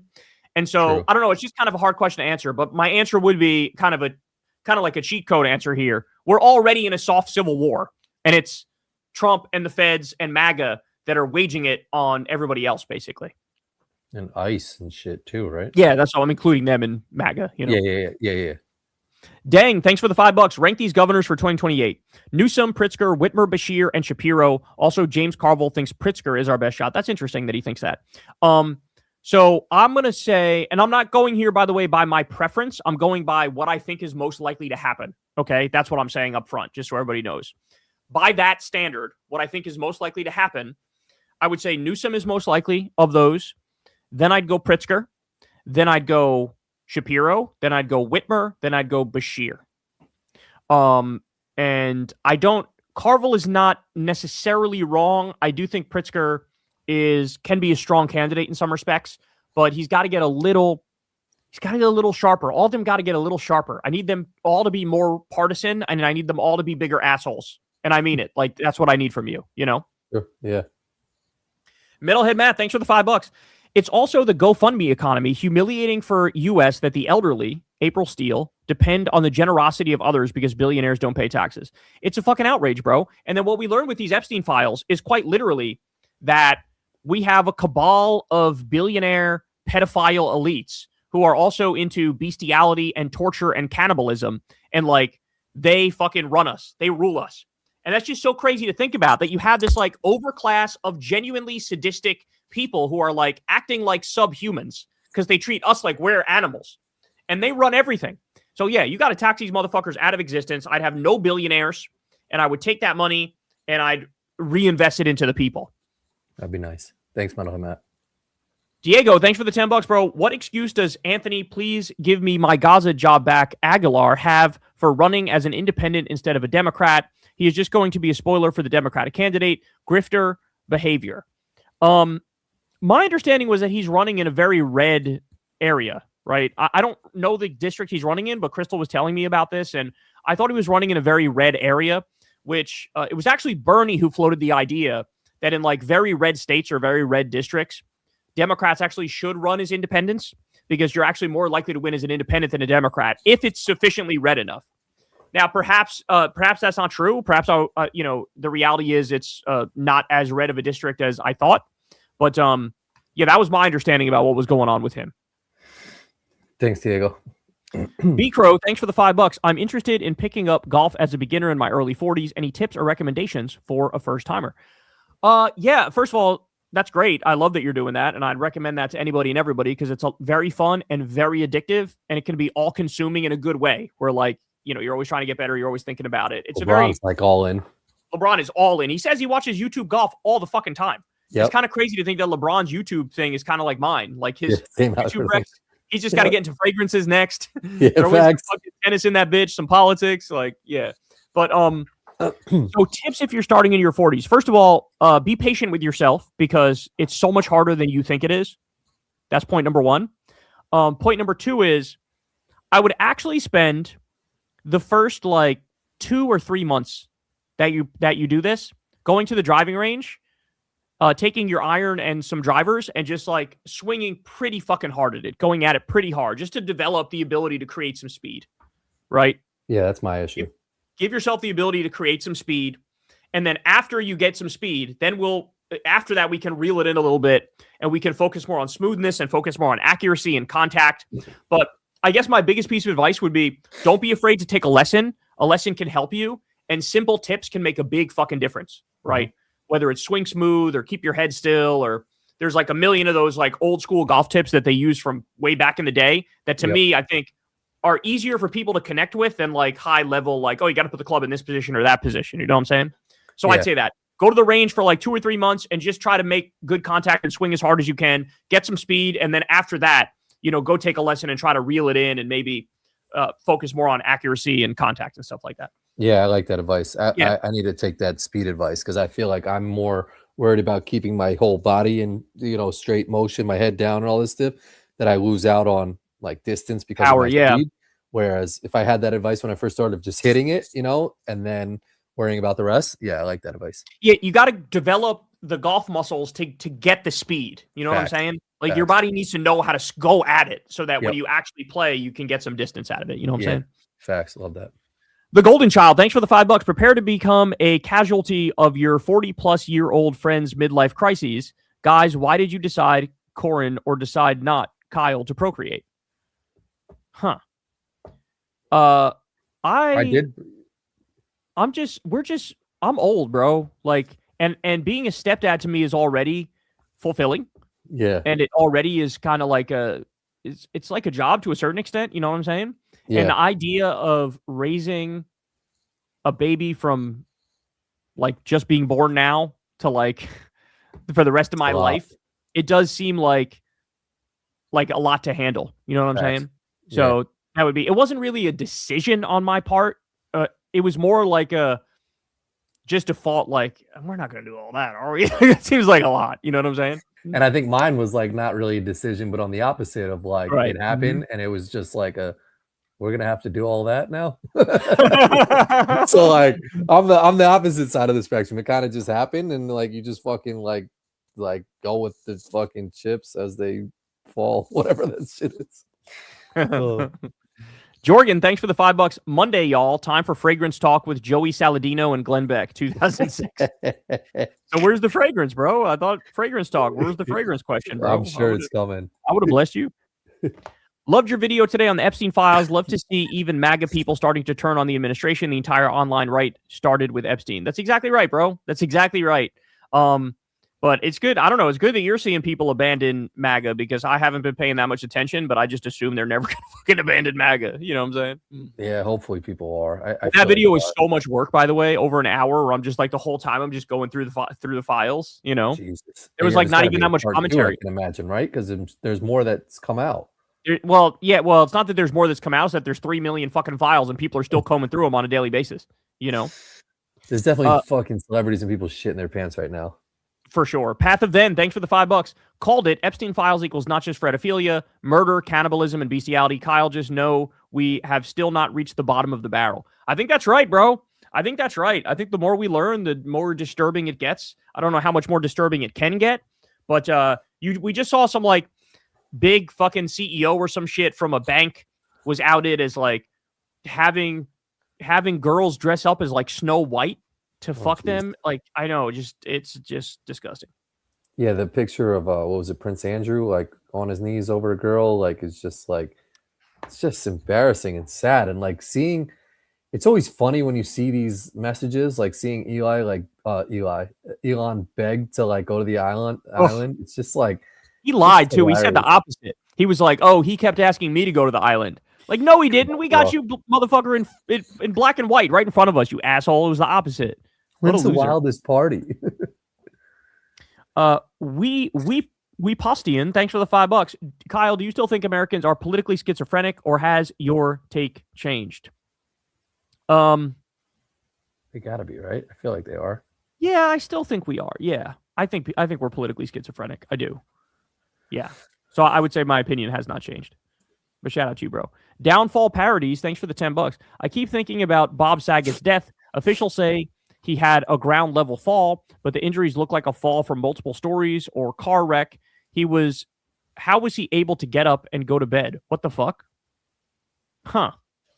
I don't know about his death, but did he fell and then he like was fine and then went to sleep and then he died in his sleep or something, right? Yeah, I don't know. I never really thought too deeply about Bob Saget's death, but that does seem bizarre, doesn't it? It could be something weird. But like, are you insinuating Epstein had him thrown out a window or something? Because that's what I'm saying. Like, who would have an out for Bob Saget? He seemed like the nicest guy ever. I'll try to look up in the Epstein files Bob Saget when we're done here. See if anything comes up. There might be some connection there, but yeah, shout out to Bob Saget. He was a real one, it seemed. Unless he was on Epstein Island. Intello, thanks for the $10. Hey Kyle, are you into clone fragrances like Armaf? Also, do you have any Creed fragrances? My favorite is Silver Mountain Water, but they are expensive as fuck.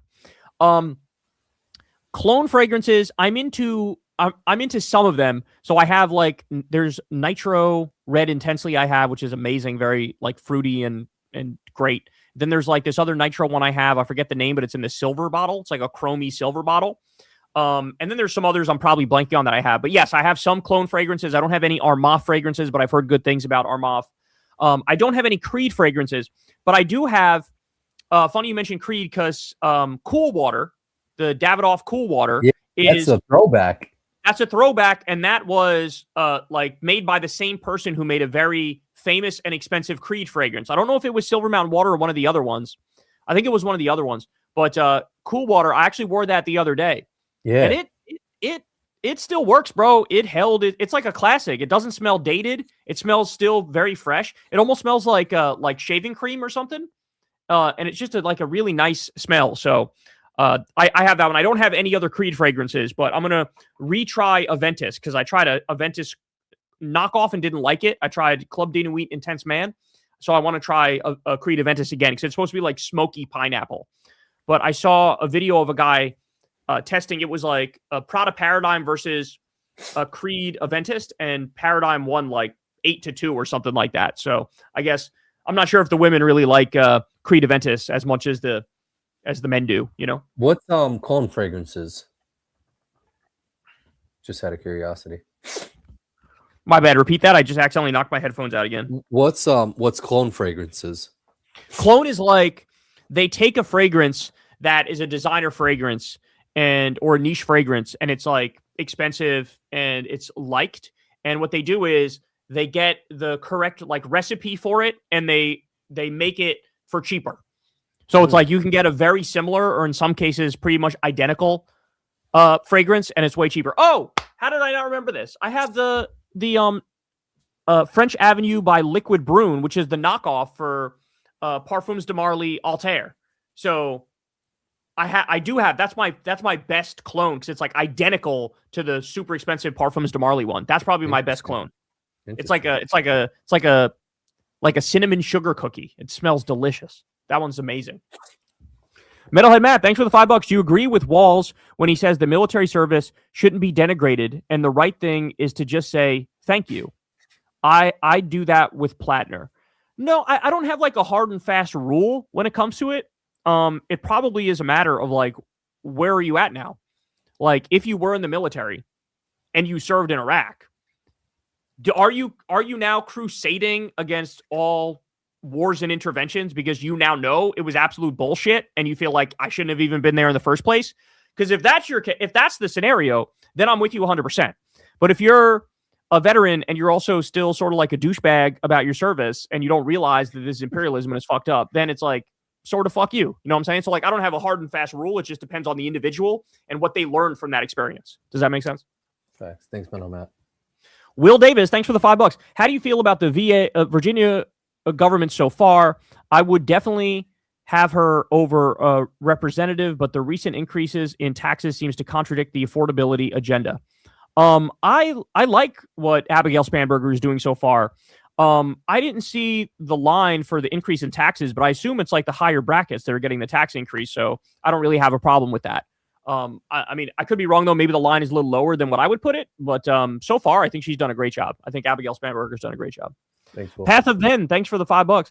Part 2, a sincere FU to all the FBI agents who sat on this and allowed a Manchurian candidate to become president. FBI is so badass, bruh. Wrong. Yeah, me and Crystal have had this conversation. Like, there is no fucking deep state. If there was a deep state, they would have put an end to this Trump madness a long time ago. And they didn't. So there is no deep state. Like, it's all fake. There was no fucking deep state, you know? Yeah. Thanks, Path.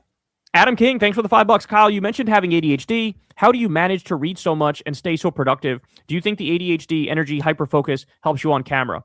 To that last part, yes, I do. And how do I manage to do it? It's actually a great question. A lot of it is based around, and you could ask Crystal, I probably drive her crazy with this. I am so particular about on like prep days, here's how my day is supposed to go.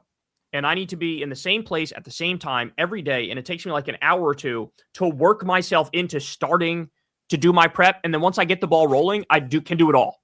Right. But for me, the hardest part is getting to the point where I start the prep. For me, it's like I got to trick myself into starting the prep to then get through it and finish it. So the second you take me out of my schedule, you take me out of my comfort zone, then my brain is all fucked up and my ADHD really kicks in. And then it's really hard for me to get started and I can fuck up the prep completely. But like, if I stick to my rigid schedule, then I can work myself into starting and then finish it. And yes, I do think the ADHD thing is a bit of a superpower when it comes to being on air, because it makes it so like I can keep going and I want to keep going. It also helps with learning about things because you go down rabbit holes. And when you go down rabbit holes, you really go deep in the rabbit holes. You know, you're less, I'm not good at multitasking, but I'm really good at single tasking. That's what the ADHD has given me. So that's what I would say. Interesting. Good question, man. Middlehead Matt, thanks for the $5. Why should Kamala be on the front lines protesting ICE if you're afraid to do so yourself? Isn't she a more high-profile target, or were you joking? Well, I'm just saying if Kamala wants to run for president, that's the point I'm making. If she wants to run for president again, you have to sort of prove your mettle with the base. Like, fascism is taking over the country. You need to be doing something front and center to like try to fight back against it, whether that's going to protest ICE, getting arrested by ICE, observing ICE, going and giving speeches, helping a protest or whatever it might be. Like, you need to do something that's front and center if you want to run for president. If she's not going to run for president, she can do whatever the fuck she wants to do, right? But like, if you want to run for president, you should do that. And for me, look, I'm human. I saw Charlie Kirk get shot in the neck and a gallon of blood come out of his neck. And I just looked at that and said, I was never big on going in public much in the first place. But after seeing that, I was like, yeah, I'm a bit of a bitch and I'm going to continue to be a bitch and I'm going to make sure I stay away and not die. So good. Yeah. People could critique me for that if they want, but like I'm contributing the way that I feel like I can contribute, which is just doing my show and covering the news and giving people information and stuff like that. I think the people that are out in the streets are motherfucking heroes and they are fucking brave. The observers that are out there and they're following ICE and they're tracking ICE and ICE is putting them on fucking lists and they're considered like domestic terrorists because they're, upholding the Constitution. Those people are fucking heroes is what they are. That's what I would say. Yeah, I agree. Path of Then, thanks for the $5 again. If Trump ran on draining the swamp, Democrats should run on cleaning house, run on unseating the entire corrupt Congress and Senate. Yeah, I like that. I like, they didn't drain the swamp. So in theory, you could just run on drain the swamp again, but I like clean house. Clean house is good. I like that. Even though fucking some Democrats are bad, just as bad. Some of them are pretty bad. Do you think Andrew Schultz has actually seen the light or will he go back to the GOP by 2028? It's a great question, man. I mean, I feel like it's sort of a crapshoot, right? Like he could go back to the GOP. He could just stay neutral and just sort of get out of politics completely. Or if he really wanted to right the wrong, he should be riding for whatever fucking Democrat it is that wins the primary in 2028. You know what I'm saying? So like, and that's part of the thing, right? Like we'll see how much you meant this shit based on how you acted, Like, yeah, I don't think he actually cares. hey dog, I fucked up. I'm supporting the Democrat this time. Then that would be like, okay, you actually kind of learn from the shit you said. But if you don't, if you stay neutral or back the Republican, and that's the thing, I don't think you could. We don't know how he's going to react. You know what I'm saying? Yeah, it's like Theo Vaughn. Like he is fucking friends and out to dinner with Melania Trump and all this shit. Has Bernie Sanders on his show, and then his sister's a nurse, so he's like pro nurses and all this shit. But it's like, take a stance, dude. Like, take a stance and actually like they just flip flop back and forth. Yeah, on whatever. And I'm tired day it is. I'm tired of people who baby him, right? Yeah. Like he's this noble savage. He's the noble hillbilly who like it's on us to like convince him. It's like, or you could point out that he's fucking inconsistent as a motherfucker, and then he helped bring us Trump. You know? Exactly. Become Numa, thanks for the $5. Thoughts on China's government in terms economic, domestic, and foreign policy? China has 90% plus home ownership rate, while people in CDN and the U.S. Canada and the U.S., I think I'm supposed to say, are cooked. Yeah, Xi is eating our lunch. It's that meme that says, do nothing, win. He's doing nothing and he's winning. So yeah, it's true. I mean, they are now the manufacturing powerhouse of the world. I think in many ways, they just surpassed the United States. They're modernized way more in terms of their infrastructure in many respects. I think they're generally eating our fucking lunch, you know? In terms of their foreign policy, I think they're being smart in building out BRICS. Like they're basically offering to build people infrastructure and stuff and make partnerships, and that's their way of doing expansionism and imperialism, whereas the U.S. goes in there with a gun and like threatens to murder people. So I just think they're ascendant and we're descending, and they're the future. I mean, I really think it's that simple. Path of Then, thanks for the $5. On a lighter note, Kyle and Corin, what is the funniest movie you have seen specifically in theaters? That's a good question. Yeah, I'm trying to think of one that I've seen in theaters that's been funny. What's the movie? I always forget the name. Oh, no, not Superbad. The movie where they go to Vegas and they get Hangover? The Hangover. Yeah, I think I saw The Hangover in theaters. Yeah. But there haven't been any good movies recently. Like, you know, like movies when we grew up, I feel like were like original. Like everything now is either a remake or like something that like is not good, or like some animated shit. Like there's no movies that I watch now that I'm like, oh, that was some original ass shit. Like I just feel like it's nothing. Wedding Crashers was funny. I think I saw that shit in theaters. Like I think I saw Step Brothers on TV, but that shit was funny as fuck too. That was a good movie. But in theaters, it's tough, man. Like I don't remember when COVID was happening, there was no movies. Like my stepbrother just got me a $50 gift certificate for the movie theaters. And like the last movie I saw in theaters was The Smashing Machine with The Rock. And I went and saw that shit when I was in North Carolina. Did you like that shit? It wasn't bad. It wasn't good. It was just like, all right, you know? Like I wasn't mad I spent my money on it. But outside of that, I can't think of like the last time I went to the movies to watch some shit. So I don't know. Mr. Satek, thanks for the $5. Guys, where have y'all got the best tasting gyro? Is that how that's pronounced? Gyro? Gyro? Yeah, I said gyro. That wasn't in New York City. Kyle still have to finish the Epstein Files video. You wasn't lying, an hour long. Yeah, I know. And there's still more shit, bro. It just keeps coming out. I don't know. Like, what am I supposed to do? Who releases that shit? Because like they're probably saving the best for last. Like there's gonna be a fucking banger at the end of that shit, I'm sure. No, I mean, I think they're trying to hide the worst shit. Like they already censored so much stuff, and we're never going to get the full extent of it. We just aren't. But like, we'll see if anything else comes out. I feel like his emails are even like more interesting, than anything else. Like the emails really give an insight into that world. Yeah. But in terms of the gyro, there's this Turkish place that me and Crystal eat at in DC, which has great gyros. Oh, that's what's up. I've never been a fan of gyros. It's lamb, right? No, I think you could have on the gyro. I think you could have. They might have beef. Chicken. Oh yeah, they have different types. I feel like the OG gyro though is lamb, in like the Greek shit. Thinly sliced rotisserie meat, usually a blend of lamb and beef or pork and chicken. Okay, so it's like a mix. All right. Yeah, this Turkish stuff I mean was delicious though. You ever have a chopped cheese? Oh yeah, I've heard of that shit before. But what is it again? It's basically like it's almost like a Philly cheesesteak. But in like New York City, they're pretty common. So Molly was in Queens with her brother and his wife, and they brought me home a chopped cheese. Banging, right? A long wedge, chopped meat, cheese on that shit, and you could do lettuce and tomato is like what you do, but I just got the cheese. I was sleeping. They got home at like 11 o'clock at night. Woke up, ate that shit. It went right the fuck through me. Oh, really? Oh, no. Maybe it was bad meat. It was just like greasy or something like that, but literally just came fully. Did you do a video on it or no? No, not on the chopped cheese. Oh, you fucked up, bro. I should have. Yeah, I know. Yeah. That shit was banging. I might go back and do another one, but banging. It's like you gotta do staple, that. but like I never really had it before. Facts. Yeah, facts. Brian, thanks for the $14. Kyle, do a segment on this. Info just came out. Elon merged XAI and SpaceX yesterday with speculation that SpaceX will IPO in 2026. This would fast track making Elon a trillionaire if he already isn't. Oh, Jesus. My fucking God. And that deal he made with Tesla. Yeah. Didn't he combine all his shit? The deal he made with Tesla was like, if he hits certain goals, then he's going to be a trillionaire from that too. I mean, this is just obscene. Like the fact that Democrats all need to talk about, we need to tax this shit out of existence. It's so insane to me that people just like let billionaires destroy the world, because that's what they're doing. They're destroying the world. Yeah. Fucking crazy. Jagger, thanks for the $10. Seeing leftist reactions to Hispanics being more conservative always makes me chuckle. There is a Latino man who shows up to LA City Council meetings in a swastika sweater. I've seen him twice. Bro, what the fuck? Corin, this is like, I don't know if you saw the guys who killed Alex Preddy came out. That's the guy who was shot. Yeah. Mm-hmm. And one of the dudes' names is Jesus Ochoa. Oh.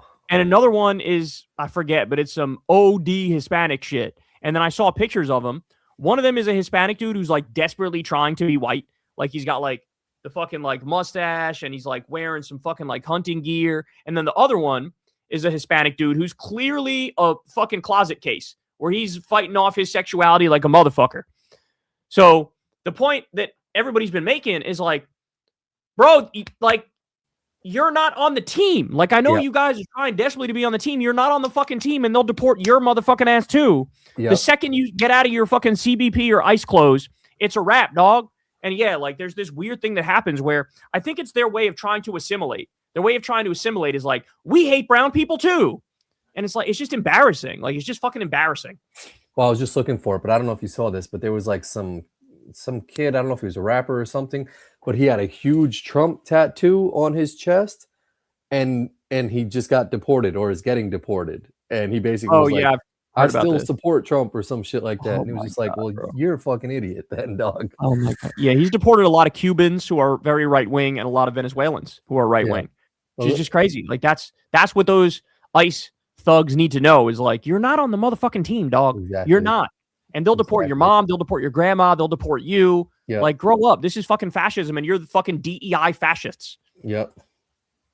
Metalhead Matt, thanks for the $5. Hey, Kyle, what explains George Orwell's A Democratic Socialist and Secular Humanist homophobia? Note, by all accounts, e.g. biographies, he was hetero. It's a great question. I do think that there was a time when the default was homophobia, that I think the default perspective was like, oh, you must be defective if you're into the same sex. And it's fucked up, but that's what it was. I mean, Fidel Castro was incredibly homophobic. Like, it was just the default. Doesn't matter how left you were on economic issues. When it came to social issues, that was just viewed as it's an aberration. It was like literally considered mentally ill until like the 1980s. Yeah, facts. It was in the what do they call it? The DSM, whatever, the psychology Bible. And so I don't know. I would just say it was society's default for a while, and it took progressive people sort of having to fucking break it down for everybody for them to finally to take the gay out of you. I ain't gay no more. I don't even like men's no more. So anyway, that's my answer. But thankfully, like, we've really turned the tide on that now, where the overwhelming majority are not homophobic now, which is great to see. It reminds you that, like, progress is possible. Facts. Paper Remix, thanks for the $10. Kyle, I saw an old Kyle and Corin where you said dyeing your hair blonde would be part of a midlife crisis. Just funny to mention. For the record, I am pro blonde Kyle, and no opinions change. All love. That's hilarious. Well, hey, man, like I said, I certainly am middle age, so maybe it is a midlife crisis. Maybe it is, y'all. Appreciate you, Paper Remix.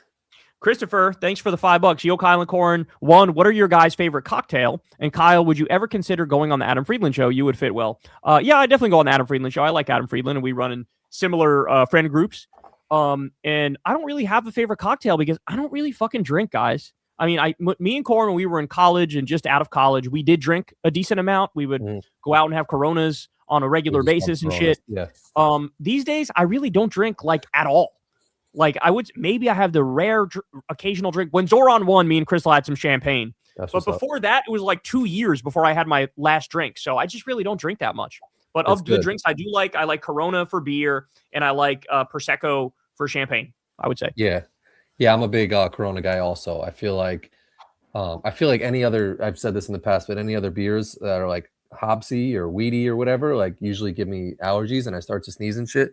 So Corona has just been our OG. Like Kyle and I would go to the bar, get a bucket of Coronas and crush that shit. Actually, it's very funny. I worked this event down in New York City with this Irish ass lady, and like dumb Irish, like her voice was speaking Irish like crazy. And randomly, I was like, I used to play trivia at this bar, Mickey Splains, and the guy who ran it was this guy Hondo, and she was like, "Hold on," and she knew Hondo, bro. Like Hondo was a doorman or at her building or some shit, and she showed me a photo of him.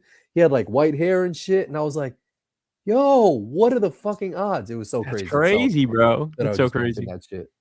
That's amazing. Shout out to Hondo. Cole, thanks for the $5. Corin, what's the best pizza chain in your opinion? Pizza Hut, Domino's, something else? I mean, Kyle and I spoke about this last week. I think Domino's is just easily accessible, and the pizza is, very good. I think Pizza Hut is better pizza, but I just feel like they aren't sustained or built to do quick orders. Now they've gone just straight delivery, but I put Pizza Hut taste over Domino's, but Domino's is just easily more accessible. Molly likes the Little Caesars, I think it is, but I've never been a fan of that shit. No, she likes Papa John's, I think. Okay, Papa John's. Gotcha. Yeah, what's your top goated like kind of pizza chain? Of the chains, I have to go with Pizza Hut. Pizza Hut is my favorite of the chains. Yeah, but I will say, and I'm trying to find it right now, there's a pizza place that's a chain in DC, which is really fucking good. I just can't find the name right now. Yeah, I'm curious. I would say that Little Caesars, shout out to them because they've always had the $5 hot readies. I found it. It's like the end sign. You know, the end sign? Yeah. It's End Pizza. That's the name of it. Oh, and it's a chain? Yes, it's a chain. I think it's a chain in DC. I don't know where else it is. Okay. Yeah, because I've never even heard of that shit. Shit is good. Like they have it's like long pizzas and you get to you have to pick all your toppings. It's almost like a Chipotle but for pizzas. Oh shit. Yeah, shit is banging. It is banging. Like me and Crystal will order from there from time to time and it's great. But now that I'm like low carbing, I don't have it that much. So yeah. Shout out to you for going strong in that shit. No, I mean I'm only like I'm semi going strong. I wouldn't say I'm going strong. I'm not like religious with still like mentioning it and it's still like in your ether is impressive because like you could fully get rid of it, but the fact that like consciously you still want to do it, if whether or not you are or not, is impressive. True. I'm trying with that. QC man, thank you for the $5. Add the guy who won the Texas State Senate seat to the endless list of future KKF guests. Any shot Schumer wins the DHS funding fight with Trump? It's a good question. The answer is there's a chance he wins if you define winning on his parameters. So namely, will they throw in some bullshit like, okay, we'll get rid of the quotas of people we have to arrest and we'll throw in body cameras for the DHS people. Yeah, he can win on the shit he's asking for, but none of that is an actual win because the only thing that'll actually reel in these motherfuckers is to cut their funding. They gave over $100 billion to the ICE Gestapo thugs in the big bullshit bill that passed during the summer. And the only thing you could do to actually have an effect and make it so they're not the Gestapo marauding through communities now is to cut their funding. Just to get it back to the 2024 levels, you have to cut it 66% their budget. So if you're not talking about at least cutting it 66%, you're not serious. And they're not even talking about cutting it at all. So they'll get some optical win, but then Trump will just not abide by the terms that they agreed to. And so we'll be right back to square one. Thanks, QC, man. Fox, thanks for the $5. Kyle, thank you for all your hard work. On YouTube, Corin, I have to know what's the best burger you remember having. Mondays are always a good hang here. Well, shout out to you, bro. Appreciate you. Yeah, thank you, Fox. I've always said this, but in Chicago, in Des Plaines, if you ever fly into Chicago, you fly into I think you fly into Des Plaines, which is O'Hare's airport. Paradise Pup is the best hamburger I've ever had. It's damn. Yeah, the Merck's bacon cheddar burger, fucking gold, dog. Like the potato bun and the burger's juicy and the bacon's bacony and the cheese is so good. It's like this Wisconsin cheese, a Merck's cheddar. I drool thinking about that burger. It's so fucking good. It's like a hole in the wall place. So slamming. Damn, y'all are making me hungry, bro. It's late for this shit. The Lonesome Lefty, thanks for the $5, man. Appreciate you. RM Punk, thanks for the $10. Is it time to stop separating art from the person? I am a fan of all that remains, but since Phil Labonte went from libertarian to MAGA / ICE meat rider after joining Timcast, it's hard to separate now. Yeah, anybody who joins Timcast, you can disregard. Forget the artist thing. Just anybody who's on Timcast, you're well within your rights to write them off. That's Shout out the to you, guy bro. with the beanie, right? Tim Pool or whatever. That Tim Pool's, yeah, Beanie Man. Beanie Man and a girl. He's Beanie Siegel and Beanie Man. Some real news. Thanks for the $5. Has Corin always been lib? Were you too hard on Hillary plus Biden? Did you hear of Vance before he was in politics? Best debaters skill wise on the left / right. Yeah, I've always been liberal. I've always been. Yeah, Corin's always been liberal. Was I too hard on Hillary and Biden? I think to some extent you can say that. I think I've always been correct in my take on them, but I think that sometimes I over-focused on criticizing them to the exclusion of criticizing Republicans. Like, I believe the criticism should match where they are in the grand political landscape. So in other words, I don't even agree with like, I'll criticize Democrats 50% or Republicans 50%. I think it's got to be like, I'll criticize Republicans 80%, Democrats 20%, because that matches the extent of the damage that each side is doing. Does that make sense? So like, in a sense, yes, I would change the percentage of and the focus of how much I criticize them. But I think my actual substantive criticisms of both of them were correct, but perhaps I over-focused on that, I would say. That's your answer to that question. Did I hear of Vance before he was in politics? No, but I knew of him when he was an anti-Trump commentator on CNN. Crazy. And fucking best debater skill-wise on the left / right. I mean, I don't want to self-suck off here, but I'm definitely in that. I would also say Crystal, I think, is definitely in that. She's proven her mettle time and time again.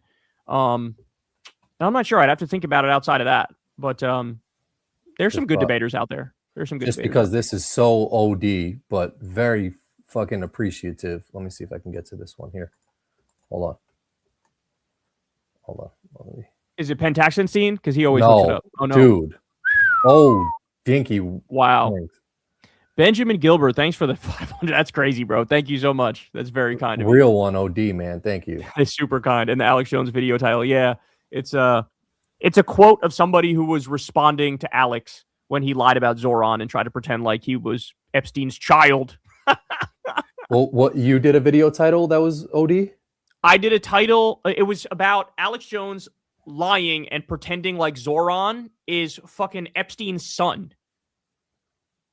Well, wasn't there like an AI photo that went around that apparently of like yes, Zoran's and Alex posted that like it was real, and it's not. It's literally AI, and it says it's AI in the picture.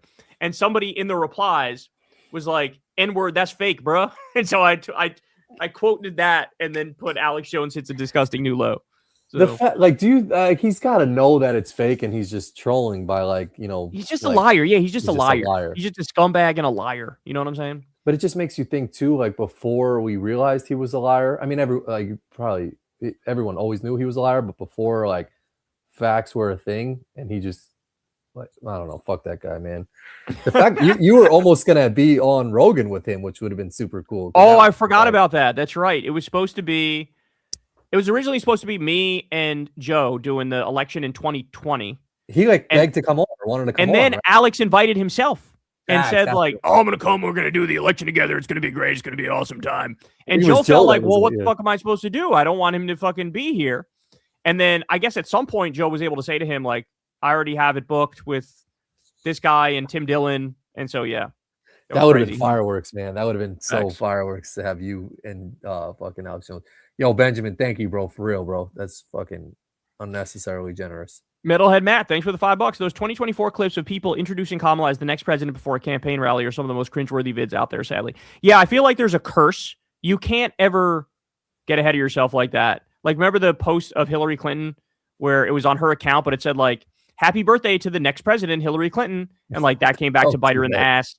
Like, so yeah, when you're running for president and you're on the campaign trail, you can't ever just say that because it's like karma just smacks you the fuck back down, you know? I feel like The Rock does that a lot. Like he'll speak about himself in the third party and like, or the third person. And it's like, don't do that shit. It's just weird. Yeah. Sentinel Kevin, thanks for the $20.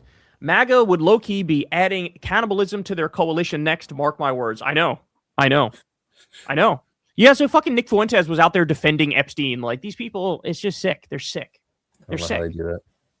Ivan, thanks for the $10. Kyle, I have a podcast guest for you. Jim Cornette is a progressive wrestling historian. He's from the South, and he has talked in the past how WWE's corporate consolidation killed wrestling. Yeah. I know about this guy, and I know he's on the left. And then I know that people try to cancel him and bring up like old shit he said to try to shut him up, but he just doubled down. So yeah, I'm familiar with Jim Cornette.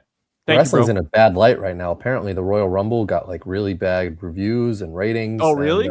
Oh shit. Yeah. Apparently, the storylines were just very predictable. There weren't a lot of people in the crowd. Oh shit! Yeah. At the Royal Rumble? God damn. Royal Rumble, like there's this guy from ESPN who does like a wrestling podcast, and he basically was like walking through the airport, and he said like some TSA agent like gave him 3 things, and like he was like, those were perfect analysis of what happened. It was really bad. I think wrestling's in a bad spot right now because like Triple H runs that shit, and he's just a dummy. Damn. Rashad, thank you for the $5. What the fuck, Chuck? Needs to be a viral meme we use every time Schumer disappoints us. Maybe this will help steer him in a better direction. Yeah, true. I could use that for a title. What the fuck, Chuck? That's good.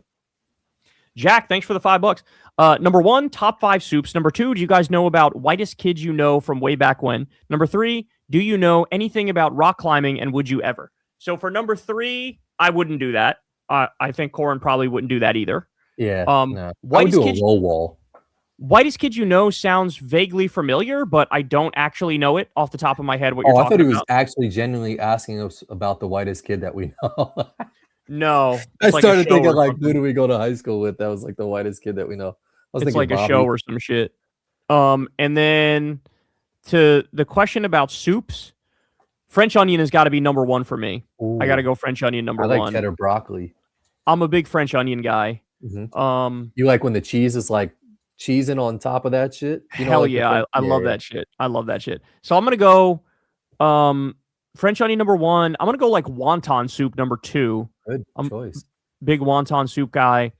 Then after that, I feel like it sort of falls off a little bit, but you could throw chicken noodle in there, cheddar broccoli in there, like Corin said. Matzo ball you fuck with? I can't tell you the last time I've had matzo ball soup. It's been so long. True. It's kind of similar to chicken noodle, just with like the ball instead of the like noodles. Right. Like minestrone I fuck with. My mom makes minestrone sometimes, and it's very good. Do you like any of the clam chowders? Yeah, I actually don't mind. Even though I'm not a big seafood guy, I don't mind clam chowder. And my sister used to love that one. I used to love New England clam chowder until I started realizing that there was like fucking clam in that bitch. And then I'm like, what? Fuck this. Yeah, no, I relate to you on that. I'm with you on that. Where like, if I don't know what's in it, but then when I know it, it's like, oh, fuck. Yeah, you know? Like, don't like, what the fuck is a clam, first off? And why are you putting that shit in soup? Like, chill out. Facts. But I'm telling you, crab rangoons, though, you'll love those motherfuckers. I know. You've been telling me since 88. I'm going to try it one day. Mm-hmm. Statiophile, thanks for the $5. Proud to say Ice shot me in the ear with a pepper ball in Portland last night. Also, I'm excited for your Sasha Riley breakdown. What the fuck? You got shot in the ear with a pepper ball? What? Holy shit. Fuck? That is amazing. Well, I hope you're okay, and I hope you got treatment. I hope it's not going to leave like a permanent mark or anything like that, because I know there's been just horror stories of these less than lethal rounds doing like incredible damage to people. So shout out to you for being out there in the streets and being a hero. I really mean it. I think everybody that's out there is a hero. I think you're like, you actually are fucking super fucking brave. So much love to you for that. And that's amazing stuff. Heal up. And yeah, the Sasha Riley breakdown, it's coming. It's coming. I was going to do it for this show today, but since the Epstein files, the next dump came out, I had to go through all those and do that. So, but I will do the Sasha Riley breakdown soon for sure. Yeah, take care of yourself too. McGuire, thanks for the $5. Bored as fuck at work. Thanks for helping pass the time. Corin, did you see Wemby's comments on Minnesota? And would you like to see Kat or JB make a statement? Yeah, I would like to see Kat or JB or Jalen make a statement. Yeah, I'd like to see any celebrity, any politician, any fucking sports player. Like, yeah, I want them to say some shit. So here's my thing. I haven't seen Wemby's comments, to be honest with you, but he's pretty educated and knows his shit. So I'd be curious. And he's French. Yeah, he's French. So we actually like know shit. You know. Exactly. I could tell you what he said in a second. Oh, okay. But I haven't seen LeBron say anything, but I saw him repost. I guess Bruce Springsteen made some song on Minnesota or some shit like that. He reposted that to his story, and that's the only thing that I've seen him do. Yeah. That like I look for our top guys to say some shit like Kat and JB. Yeah, it'd be cool if they said something. Maybe they should. But I look for it more of like the leaders of like the NBA, like a LeBron or some shit like that. Like Wemby said, it's crazy that anybody thinks it's okay to kill civilians. And then he was asked like, hey, is one of the reasons why more people haven't been vocal is that they're like afraid of retribution? And he was basically like, yeah. And they were like, is one of the reasons you haven't said anything to this point because you're afraid since you're like from overseas that they'll just like deport you? And he was like, yeah, I guess you could say that. Wow. Yeah. It's interesting because I know when I interviewed like Justin Jackson way back in the day, I had asked him about the Colin Kaepernick shit and like if people felt, worried about their roles or on the roster if they said something. And I forgot what he said, but like it's something that people have to think about, It's like if you take a stand on some shit, but some of those guys, like Wemby's not losing his spot on the Spurs if he says some shit about ICE, So it's like you would hope guys. He did. He said something though. He was like, "It's kind of crazy anybody could defend murdering an innocent person." That's what he said, and he's right. Good on him. But yeah, maybe Kat and JB should make a fucking statement on that shit. Full Matthew, thanks for the $5. Kyle, did you see right-wing debate bro Andrew Wilson on JRE? Unfortunately, some friends of mine fall for his BS. Would love to see you destroy him. I did see that guy go on JRE, and it's kind of funny to me because that guy's an embarrassment. Like, there's so many videos showing, like, how goofy he is. He plays this, like, I'm the manly man role, and then they try to get him to open a jar of pickles, and he couldn't open a jar of pickles. Yeah, like, a lot of the channels, like, Too Lazy to Try and, like, Podcast Cringe and American Redact and, like, all those channels that, like, critique the Rogan sphere, they tore that Andrew Wilson guy a new fucking asshole and exposed him as, like, just a fucking loser that he is. He flipped out on some woman in a debate and, like, started berating her for like being a lesbian or something like that. He's a loser and he's a freak. And the fact that Rogan is like thinks that guy is intelligent says so much about how far Rogan has fallen. That like he is just gone. He's just gone. So yeah, I did see that, and it sucks that your friends get better friends because those friends, if they actually believe Andrew Wilson shit, bro, those are going to be some fair weather friends, bro. Let me tell you right now. Ringo Yote, thanks for the $5. If you're a motorsports fan, Brian Vickers, former NASCAR driver, is in their multiple Eddie Irvine and Lawrence Stroll of F1 fame are there too. Oh, are you talking about the Epstein files or in the Epstein files? Bro, goddamn, bro. It's so crazy. Oh, you know who else was in the Epstein files? Who? Crystal. No. Yeah, what happened was it was either Epstein or the person he was talking to, but one of them sent a video of Crystal with a monologue that she did on MSNBC. Wow, that's kind of like a feather in your cap. That's kind of a cool one. So yeah, Crystal was in there. I was not in there. So Epstein did not know about me. That's amazing. Shout out to Crystal for that. Shout out to my wife for being in the Epstein files. Love you, babe. Oh my gosh. Robe Life, thanks for the $5. If you want to hear good insults, listen to some Jim Cornette. He'd call Trump President Fuck Knuckle. Cornette was also involved in the Attitude Era. Yeah, I remember him. I remember Jim Cornette. So shout out to Jim Cornette out here doing the Lord's work. Homelander, thanks for the $5. Hey, Kyle, what are your thoughts on Israel First commentators like Konstantin Kisin and Ben Shapiro's radio silence on Epstein? It's insane. Yeah, I actually put that in my video breakdown of Epstein. At the very end, I had the Ben Shapiro quote where he's like, there's no sex trafficking ring, and Epstein, there was nothing going on that island, and it's not true. It's like, bro, you fucking embarrass yourself. Konstantin Kisin, same thing. The fact of the matter is Epstein worked for intelligence. He worked for Mossad. He worked for the KGB. He worked for the CIA. He ran a honeypot operation. He had blackmail on people. He was operating at like the highest level of government. He was basically like part of the shadow government that actually runs the world. Okay. And the reason why they won't fucking call it off or call him out, I should say, is because they don't want to fucking out Mossad and talk about how Israel's fucked up. They have no problem talking about how Russia's fucked up, but they want to talk about Israel being fucked up. They don't want to admit that he had CIA connections. They don't want to admit there's a shadow government controlling everything. And so, yeah, they fucking cop out. Yeah, everything ran through that guy. Fads, thanks for the $5. My buddy described Elon as the Drake of business, and I think it's so accurate, LOL. Everyone tolerates, but no one F's with him. So true. That is a great fucking quote. The Drake of business. That's Elon. That's exactly right. Shout out to you, bro. It's a good one. Shocked guy, thanks for the $10. Rate these Kyleisms I made up. I'd rather snort a line of wasabi. I'd rather walk barefoot for a mile over Legos. I'd rather take 2 ghost peppers and shove them directly into my eyes. That's got to be number one. That's a goated statement. No, I think I like, I'd rather walk barefoot for a mile over Legos. That's my favorite. That's favorite. That's insane torture. They should put, instead of like doing the Iranian shit or whatever, like have someone do that shit. Shout out to you, Shot Guy. Those Appreciate are good ones, though. Cut the camel. Thanks for the $10. Did you see Andrew Schultz say the most far-left critiques of Trump were justified? Schultz took until now to look up the deportation stats, LOL. He's supposed to be America's foremost political journalist. Yeah, that's kind of crazy, right? They were fucking glazing him. What was it, New York Magazine or New York Times? Somebody glazed him as like America's foremost political journalist. And yeah, he just learned, oh shit, 95% of the people being deported are fucking innocent. They don't have criminal records. So yeah, I did a segment on Schultz today. Actually, you can go check that out. Robotics guy, thanks for the $10. Meta is building a data center between El Paso and Las Cruces called Project Jupiter. 2 cities worth of pollution using a scarce water supply. Nobody seems to be covering this. Bro, these fucking data centers are popping up motherfucking everywhere. There's one that they're trying to create by us in Virginia.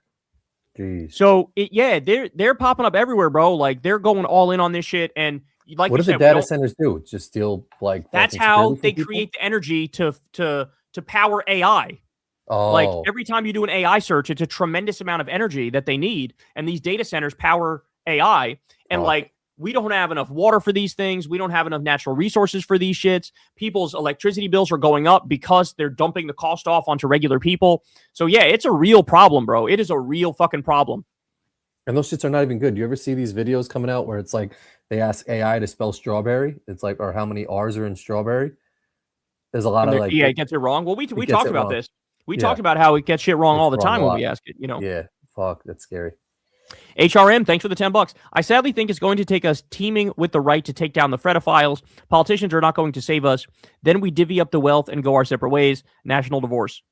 No, I think the only way we're going to be able to get the pedophiles is we're going to need a law and order Democrat who goes in there, who like unleashes Jack Smith and Letitia James and says, you have carte blanche to fucking go after all these motherfuckers. And then there's enough evidence there. You actually can take them down in a court of law. So we need mass trials. We need to take down these motherfuckers. But yeah, generally speaking, I love the idea. I'm the guy who was pitching the national divorce. I'd love a national divorce. That'd be the best thing ever. But I would like to see the Epstein class get taken down first for sure.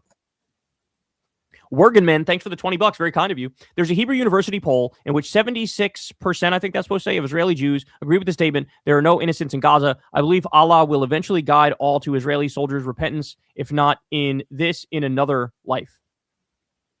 All right, well, shout out to you. Thanks for the $20, bro. Appreciate you.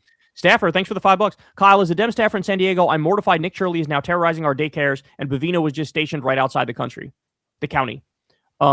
Yeah, I saw some clips of that, of Nick Shirley working on his next hit job.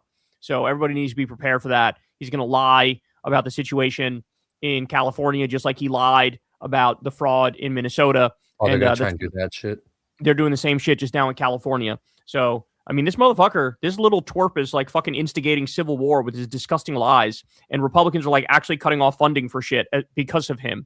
So he's a little fucking twerp. And he's fucking up a lot of shit right now. Fuck.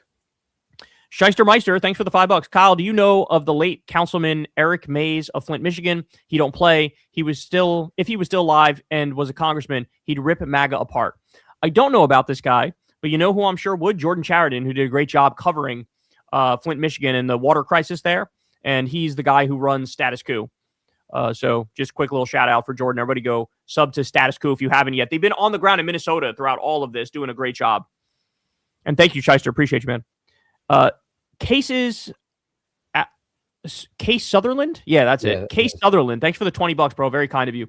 I'm an indie country / rock singer songwriter, and these artists performing at TPUSA are just content creators. They ride the waves of mainstream conservatism and have the gall to call themselves rebels. Get the fuck out, sellouts. That's exactly right, bro. And there is a rich tradition when it comes to music in this country, even country music, of rebellion, right? Of revolution, of like left-wing thought. Johnny Cash, super left-wing. So these people are fucking sellouts. Shout out to you, bro. Appreciate it. I don't trust Jelly Roll. Last night he was like, I'm not going to say anything. Yeah, exactly. Fuck out of here, bro. Like, fuck out of here is right. Fuck that guy. And then there was a picture of him and Christy Noam. There was like a picture of them like smiling together or some shit from I don't know how long ago, but couldn't have been that long ago. So fuck them. Jelly Roll. Yeah. I just wanted to share that one. Bo, thanks for the $2. I'm pooping and my butt stinks and it's hairy. Shout out to you, Bo. Shout out to you. I would recommend maybe shaving your hairy ass or nairing. If you guys are familiar with nairing, you can nair your hairy ass. You don't even need to shave it. So that sounded like a commercial. Oh, I love it. JG, thanks for the $10. Kyle, wouldn't a national divorce be the single most conducive act possible to another civil war, especially considering the inevitable saber rattling by at least one leader of the two resulting nations? I mean, so if you're in a marriage and the man is abusive and has done domestic violence against the woman and the woman decides to leave, is it a fair thing to say, hey, won't that be the instigating action to more abuse? Because, like, yeah, but also we need to be free and independent thinkers, and we need to protect our sovereignty and our independence and rights and the Constitution. And they're shitting all over the Constitution. So, like, it's not on us. They're abusive. They're gaslighters. It's on fucking them. You know what I'm saying? Like, we're fed up. We're done. We're leaving. They can deal with the fallout their own way, but we'll be prepared. Just like the wife at during the divorce always goes and gets a good lawyer, and the lawyer represents them well, and they usually get the better end of the bargain when it comes to the negotiating process or when it comes to the court case. So, like, we'll be ready for all that shit. But yeah, you can't say we need to continue to be gaslit and continue to be abused, because that's what we are. The entire Republican Party is abusing us and gaslighting us on a regular basis, and we're fucking sick of it. We're fucking sick of it. But shout out to you, bro. Thanks for the $10. Tony Izzo, thanks for the $5. A few days late, but happy birthday, Kyle. You're a real one too, Corin. Thank you, Tony. I appreciate that. I turned 38, bro. I turned 38. And sometimes I forget how old I am. That's how old I am now, where I'm like, wait, how old am I again, bro? So Yep. I'm there too. Paul Jensen, thanks for the $10. Thanks for the shout out last week, Corin. Have y'all noticed anything strange with YouTube? I checked my subscription and I was subscribed to a bunch of random channels I had never seen or heard of. So that doesn't happen to me, but what has happened to me is every now and then I get recommended a video that's like in Bengali or something. Like I'll have some video from like Bangladesh or India or something, and I'll have like 7 views after being up for like 10 hours. So I'll always get a random recommendation from YouTube like that. That's what I've seen from time to time. Yeah, that's strange. I haven't noticed anything on my end, but Paul, you're a real one. I think Paul used to work for the Hornets or some shit, or that's what's up. Somewhere in New Orleans. If that's Paul, yeah, but he's a real that's one. What's up. Appreciate Shout you, out, bro. Paul. That's an awesome job. Check you later. Thanks for the $10, Kyle. Have hope and know that 2026 is our year. People, even my Republican mom, recognize ICE shootings were fucked. Yeah, man. I mean, look, I agree, but at the same time, everybody's got to realize they're gonna motherfucking try to steal that shit. So we need to do too big to rig in this bitch. We need to be like fucking, we win with like 70% of the fucking vote in order to make it look like we win with 55% of the vote. You know what I'm saying? Like, that's the mindset. Run through the fucking tape, because he's broadcasting that he's gonna try to steal that shit. You know? Yep. Thanks, Chick. But shout out to you, bro.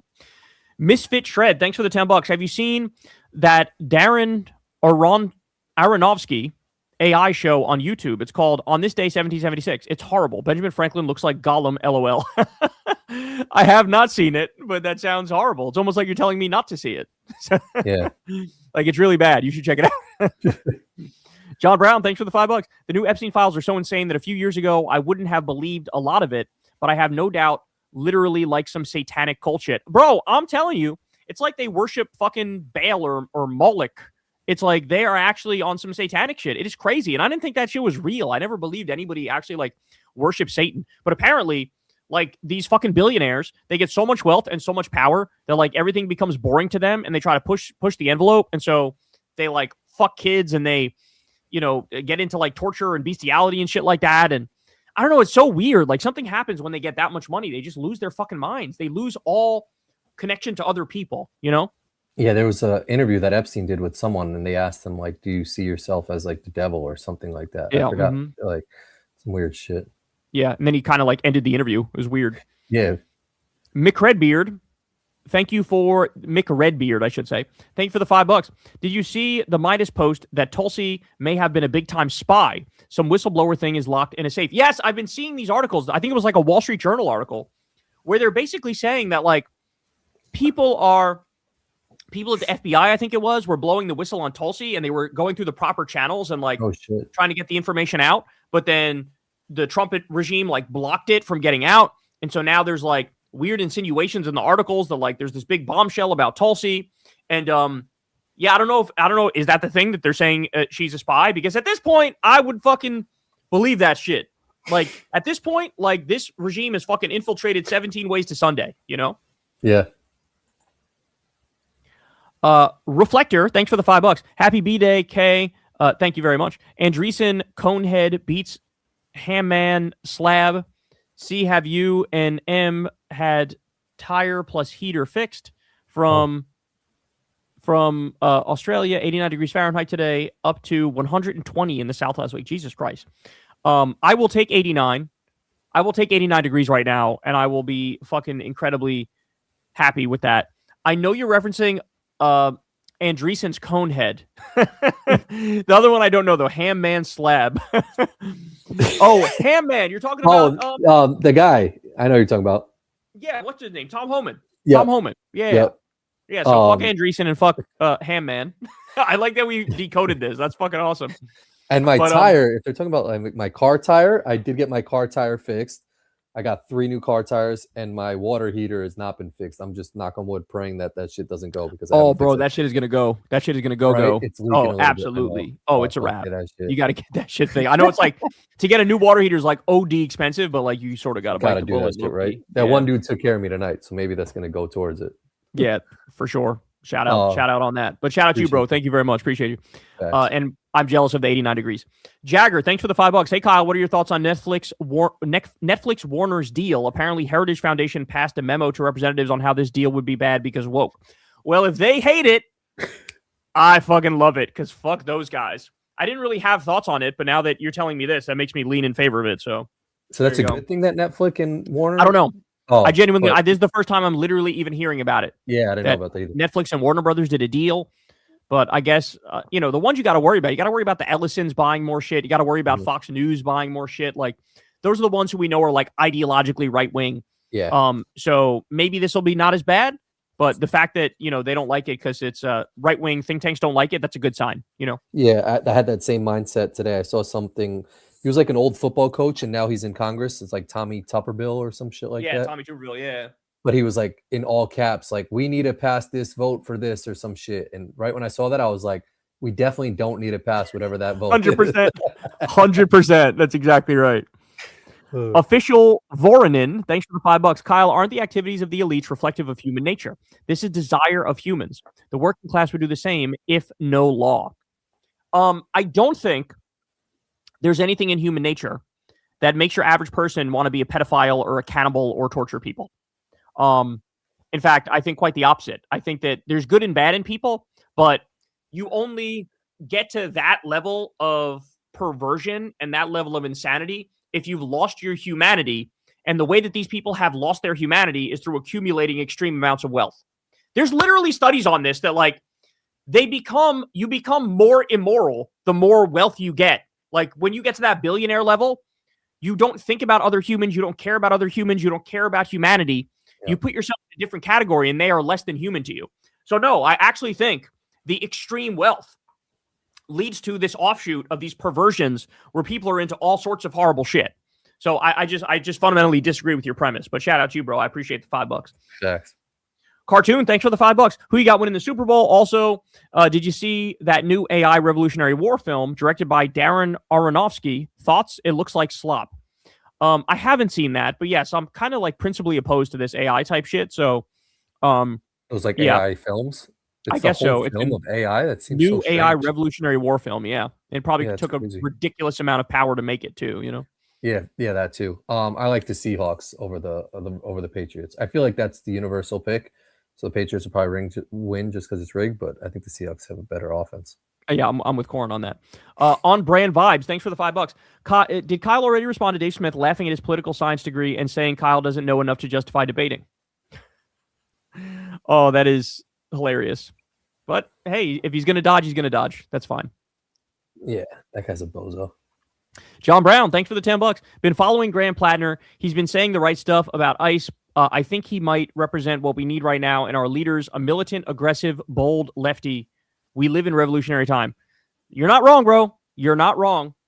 You're not wrong at all. So shout out to you, man. Appreciate you. John. Worgenman, thanks for the $20. We always heard from Bill, I am Mar, and Samuel the Harris about polls, but now they and the neocon / Doug Murray types won't face this poll. I believe Mar and Harris will repent eventually, inshallah. Doug also in this life. All right, shout out to you, bro. Appreciate the $20. Very kind donation. Jay, thanks for the $5. Leave Justin Bieber alone. I will as soon as he puts on some pants. Facts. We're fans of Bieber, but just put some shit on while you're performing, bro. Totally. Martin Crank, thanks for the $169. I've decided to enter the fray and formally join the fight against the evil psychopaths of this world. Planning to announce a project to this end. Love you guys and look forward to actually doing something about this shit. Shout out to you, bro. Just stay safe. Don't do anything bad. Yeah, just I assume you're talking about protesting peacefully, which we agree with completely. So shout out to you, bro. Dimas, thanks for the $10. Glad Peter Attia, longevity doctor / influencer, lost his gig at CBS over disgusting Epstein emails. My understanding was they're still fighting that out. That Barry Weiss is insisting to keep him, and that Paramount is saying, no, you got to fucking dump him. It seems like it's Barry Weiss versus the Ellisons. And Barry's like, no, we got to keep him. We can't give in to the cancel mob. So we'll see what happens. But yeah, that guy was saying all sorts of fucked up shit to Epstein. So yeah, he's got to go. Homie's got to go. He's a mess. And that lady apparently is trying to keep him, the Barry Weiss lady. Yeah, Barry Weiss wants to keep him. Yeah. He was like, his 1-year-old was sick in the ICU and his wife was saying like, come see the kid. And he was like, I can't, I'm busy. And he was with fucking Jeffrey Epstein. Oh, come on, man. Come on. Yeah, man. He's a sick fuck. Scumbags. Wing of Shoe, thanks for the $5. Trump's going to put a tax that the 20-inch for being bigger than his hot dog, and then he will free IKEA from its oil by kidnapping his president. They said they're making a 20-incher. I got a 21-incher. Mine's a little bigger. That's what I would say. Oh, he's definitely got like a 2-inch fucking hot dog down there. Jay, thanks for the $5. Is it gay to pee sitting down if you're a man? Absolutely not. Absolutely not, especially at night. Especially at night. When you don't want to turn the lights on, you're just trying to fucking get it over with. You know what I'm saying? I think I'm like 90% pee sitting down, 10% maybe standing up, just when I'm forced to. It's just way more comfy. You get more. It's just a more enjoyable experience peeing if you got the time. I definitely piss standing up most of the time, but if it's at night and I don't turn the light on, I'll fucking sit. Yeah. Slayer Wolf, thanks for the $5. Considering how expensive food has gotten recently, that hot dog only being $5 is a steal. Yeah, I mean, they're trying to copy the Costco shit. You know, that's the move there. That's what they're trying to do. Yeah. Oh, 100%. Yeah. Yeah. And I had a hot dog. I had pizza from Costco today. Like $1.99 or some shit. Brenner, thanks for the $5. We're obviously in a strange timeline. Maybe the CERN Large Hadron Collider caused a rift, which shifted us off the President Bernie timeline. Yeah, I could see that. It does sort of feel like everything's fake and we live in a simulation and it's like scripted. You know what I'm saying? Yep. Brian, thanks for the $5. What's your opinion on what QAnon was in hindsight, a psyop? I followed it for a while because my brother fell for it. Thank you. Yeah, I mean, I think that's what one of the things we learned in these new Epstein leaks is that like Epstein was behind the biggest right-wing political subreddit on Reddit. And like they birthed Gamergate and the whole MAGA movement and what has now become the Groypers. So like if you have right-wing politics online, it is not a stretch to say you were psyoped into it by Jeffrey fucking Epstein. So yes, the whole thing, QAnon, the whole shit was a psyop. And it was like a psyop to try to deflect from what Epstein was doing, what Bannon was doing, what Trump was doing. Like they were doing the depraved pedophilia shit as they were accusing like Democrats and lefties of being part of this group that was doing it. It's so crazy when you think about it. Thanks, Brian. McGuire, thanks for the $5. Kyle, are you worried at all that if Democrats win back Congress and Chuck Schumer remains as the leader, that he won't convict on a Trump impeachment? Possibility, right? Yes, I'm worried. With Chuck Schumer leading, I'm worried about everything because he's so fucking weak and he's so pathetic. And like half the time he is secretly like working for the Republicans. So I'm genuinely worried about Chuck Schumer being in charge. But in terms of an impeachment, I don't know if it'll ever be successful until the Republicans actually grow a spine and grow some balls and stand up to him. So will that happen? That's yet to be seen. I mean, if he were to fucking nuke Greenland or some shit like that, it's possible that they'd break. I don't know. It's actually really hard to tell. But yes, I don't like him being leader. And I feel much more at ease if it was anybody other than Chuck Schumer. Chris Murphy would be a much better leader than Chuck Schumer. Snout Cedar, thanks for the $10. Don't sleep on the Sasha Riley case. If true, the details which match the new Epstein files implicate Trump specifically, including how Riley is likely the reason Trump wears diapers. Holy shit. Trigger warning. That is a trigger warning for the ages, bro. Holy shit. Shout out to you. Thanks for the $10, bro. Thanks, man. Far Twain, thanks for the $5. The Democratic primary for North Carolina 11 is happening. The leader, Jamie Ager, is a blue dog, says we need to compromise with Republicans. We're going to lose to Chuck Edwards. I'm guessing Chuck Edwards is the Republican. Probably. Well, hopefully Jamie wins. Thanks. Yeah, hopefully the non-blue dog wins. AJ Gonzalez, thanks for the $10. Happy belated birthday, Kyle. Hope you had a great day, bro. Also, shout out for your great segment on the Epstein files today. Corin, who you got for the Super Bowl? Seahawks was his answer for the Super Bowl. Yeah, Seahawks. I think they're just a better powered offense and defense, too. They're all around really good. Snout Cedar, thanks again for the $5. Also, Sasha Riley laid out exactly where we can find the evidence to corroborate his claims. On his Facebook in 2021, he's under the name Sasha Barros. Oh, no shit. Like I said, I will be doing a segment on that for sure. Jimmy Ramos, thanks for the $5. Kyle, when an artist puts mad love into his painting to get all the details, and Corin is when the artist gets lazy and leaves the background white. I don't know about that, man. I do what I gotta do, but thank you for the high praise about my work ethic. Yeah. With Epstein stuff, it was sort of unavoidable. There was just so much shit, and I just had to just bite the bullet and compile all of it and like vomit it back out at you guys. You know what I'm saying? Thanks, Jimmy. Also, Jay, thanks for the $5. Jay, thanks for the $5. Christina Aguilera is the only artist that looks good after Ozempic. Oh, was she big for a while and then she lost the weight? I don't know. I never really remember Christina Aguilera getting big. I know Jessica Simpson got big. Oh yeah, Jessica Simpson. Lizzo got skinny. Melissa McCarthy got skinny. They're probably all taking Ozempic. Hi, Kyle. Thoughts on the video of Trump potentially shitting himself? Is that a real thing?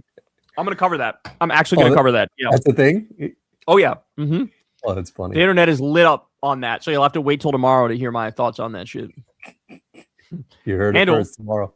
Thanks for the $5. It's hilarious that the right is boycotting the Super Bowl halftime, but not the Super Bowl. Are we having elections this year? Yeah, that's very bizarre. And nobody's going to watch that fucking shitty-ass Kid Rock thing. That's what I'm saying. They're all going to watch Bad Bunny. They're going to watch the real Super Bowl halftime show. Of course.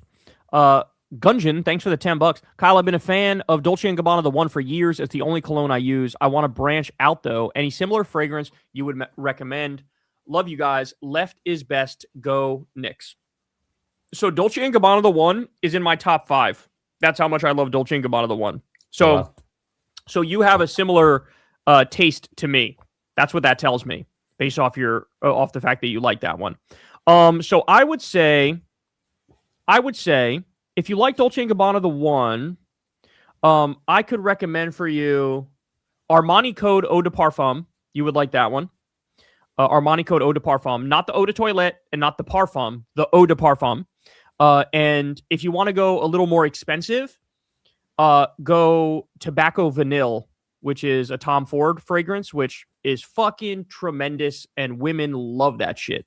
So those are the ones I would recommend. If you want to go a little more reasonable priced, I'd go Armani Code Eau de Parfum. Tom Ford sounds good. That's a good brand. Yeah, it's a very good brand. It's expensive though, but the Tobacco Vanille is worth it. I just got a little bottle of it, and it's worth it. Crystal loves that one on me. T-Lane, thanks for the $10. How is it that Donald John Shits Himself is featured more times in the Epstein Files than fish are featured in the hit classic One Fish, Two Fish, Red Fish, Blue Fish by one MD Theodore Seuss Giesel? Yeah, and apparently Trump is mentioned more in the Epstein Files than Jesus is mentioned in the Bible. So Jesus, that's wild. Hilarious, right? Bruno, thanks for the $5. Kyle and Corin, this Epstein stuff made me think abolish ICE, abolish millionaires and oligarchy. Do you agree with me? Long live the people's revolution. I mean, yeah, we're fighting the fight out here all day, bro. We're trying to abolish the oligarchy. We're trying to tax the billionaires. Definitely try to abolish ICE. So yeah, you're onto it. Thank you, bro. On the same page. John Brown, thanks for the $10. Been hearing that a lot of special forces types aren't happy with ICE right now, and at least claim that if they behave that way in war, they be in Leavenworth and view ICE as an insult to armed pros.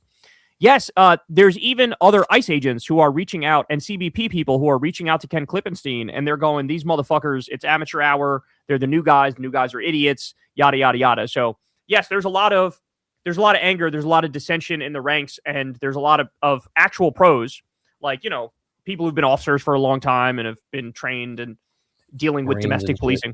Who are going, come on, man, like you guys violated like 7 different policies just like even before you even showed up to where the person's at. So yeah, there's a lot of that going on, but they need to be arrested. You know, they need to be arrested. That's the bottom line. And anything short of that is just a slap in the face, you know? Thanks, John.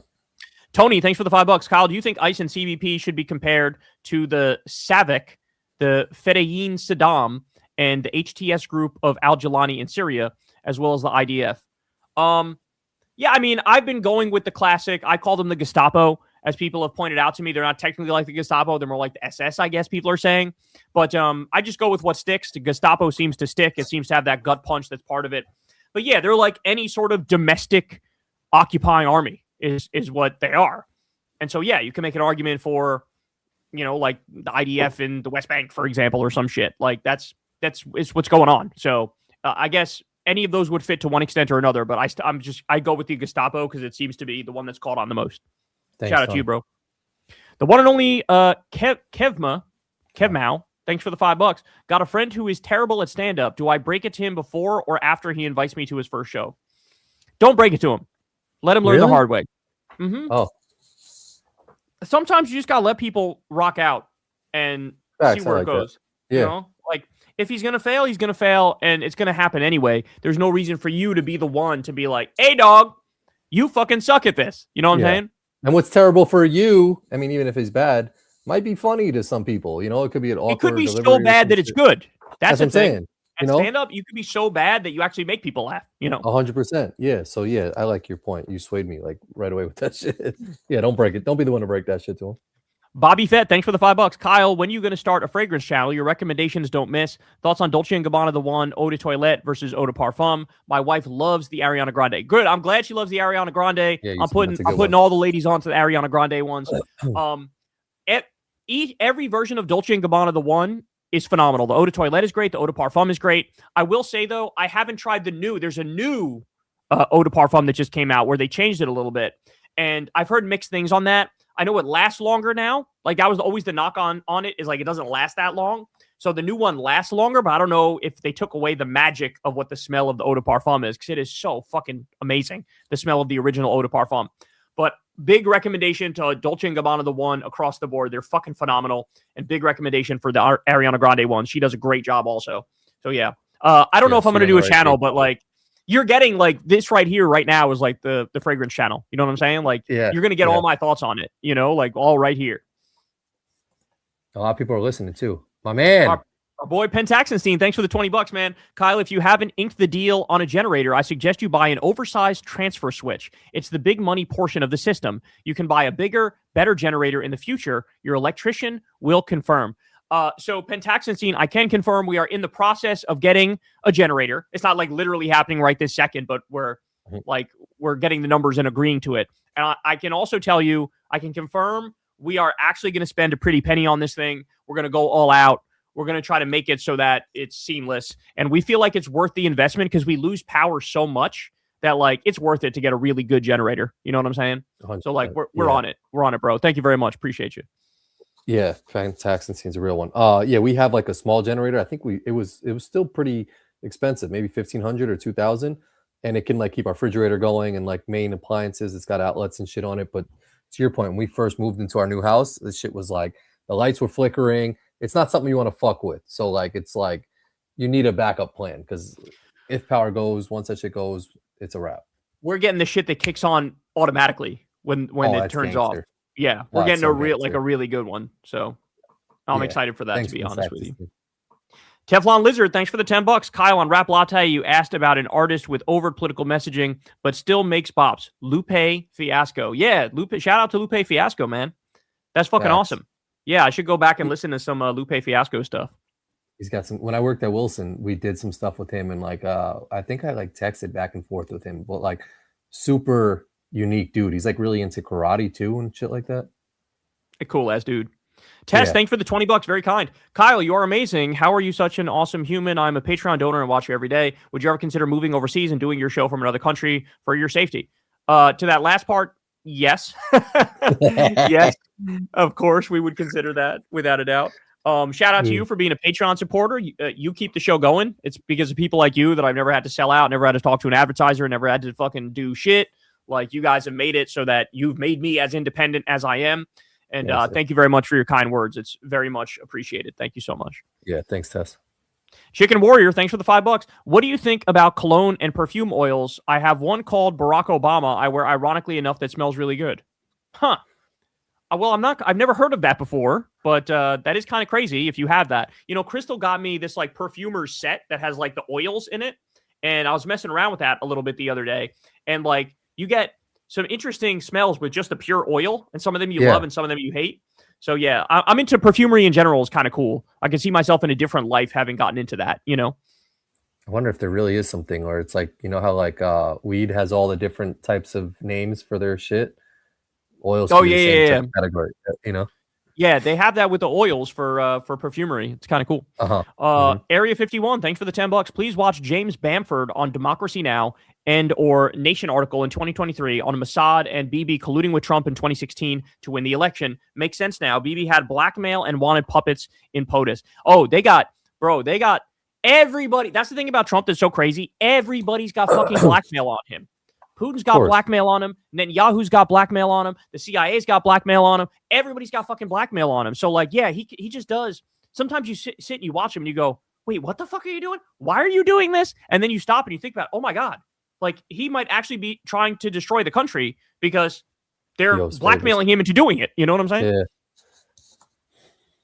Chicken Warrior, thanks again for the $5. Hey, Kyle, I was in the hospital for pancreatitis last week. My wife and your show really helped me get through it. I hate overnight stays in hospitals. Bro, I'm so sorry to hear that, man. It sounds like you're doing better now, which I'm really fucking happy that you're doing better. But damn, I'm with you, brother. I'm with you in spirit, and, stay strong. That's some scary ass shit, but I'm happy that I was able to help you in whatever small way I was able to help you. Yeah, that's super dope. Yeah, get fully better, bro. Get fully better. Yeah, rest up. It's awesome. You could have that impact.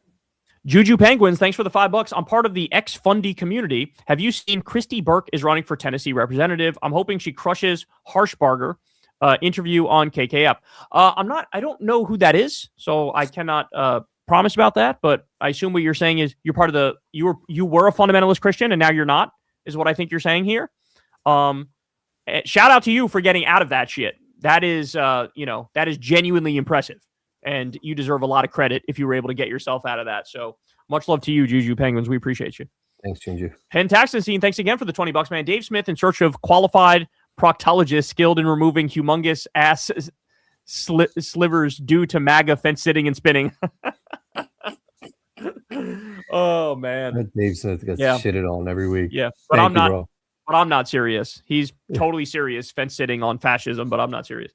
Albs, thank you for the $10. DVD Hog set up a pack to send money to young leaders. What is your unfiltered opinion on Democratic leaders? I'm starting to think they want this because where's the fight? They all have the same donors, so why would they be okay with ICE? Yeah, it's a great question. I mean, look, I do think Hakeem Jeffries, Chuck Schumer, I do think Democratic leaders are like the weakest Democrats in the country, and that's why they're not fighting. And I think they are more concerned with representing the donor class than they are with representing the voters, and that's why they're so weak. But I do think a lot of the younger Democrats and the up-and-coming Democrats and a lot of the other Democrats are starting to get it and are fighting more now. And I think we're on the verge of something amazing, which is why you see Democrats now winning races in like fucking deep red Texas, like we just saw the other day. David Hogg, I'm a fan of David Hogg. I like David Hogg. I'm happy he's involved in politics. Good guy with a good head on his shoulders, and I think he's picking Democrats that are decent. And what was the other thing? I'm starting to think they want this because where is the fight? Yeah, I already addressed that. They have the same donor. Okay. Yeah, I think I addressed everything. But yeah, David Hogg is cool. Unfiltered opinion on Dems leaders is they suck. But don't give up hope because a lot of other Democrats are great. The Bacon, thank you for $5. Hey, Kyle, what are your thoughts on people hating on Billie Eilish's activism, calling it performative? Also, have you tried her perfume? Much love, guys. That's a good question. I don't know if I have tried her perfume. I think I may have, or Crystal may have. I don't really remember. But you know what? I think we smelled it the same day we smelled the Ariana Grande's, and she went with the Ariana Grande ones. But Billie Eilish has a bunch of options, I think. I'm not sure I've smelled all of them. And hating on her activism, like, I wouldn't do that. I wouldn't hate on her activism. I do think there's an element, though, like, it is possible to be right and a little performative. So it's almost like you got to walk the tightrope of, like, do the correct protest and do the activism without being performative. You know what I'm saying? Like, it's got to be clear you're not doing it just because you want clout. You know what I'm saying? Yeah. Now, I don't know with Billie Eilish in particular if that's like what her deal is, but I'll give her the benefit of the doubt and give anybody who's trying to do the right thing the benefit of the doubt in this moment. Like, I don't even care that much if it comes across a little cringe. Like, if you're fighting the good fight, then like, God bless you, because we need that right now. You know what I'm saying? I would say for Billie Eilish, we once invited her to play basketball, and she wouldn't play with like a leather basketball. We had like this like eco-friendly recycled basketball that like she made sure that if she played, she was using that ball. Like, so like she was pretty like adamant that like she used some like recycle-free, eco-friendly recycled ball type of shit. So like, so you're saying she's about that life?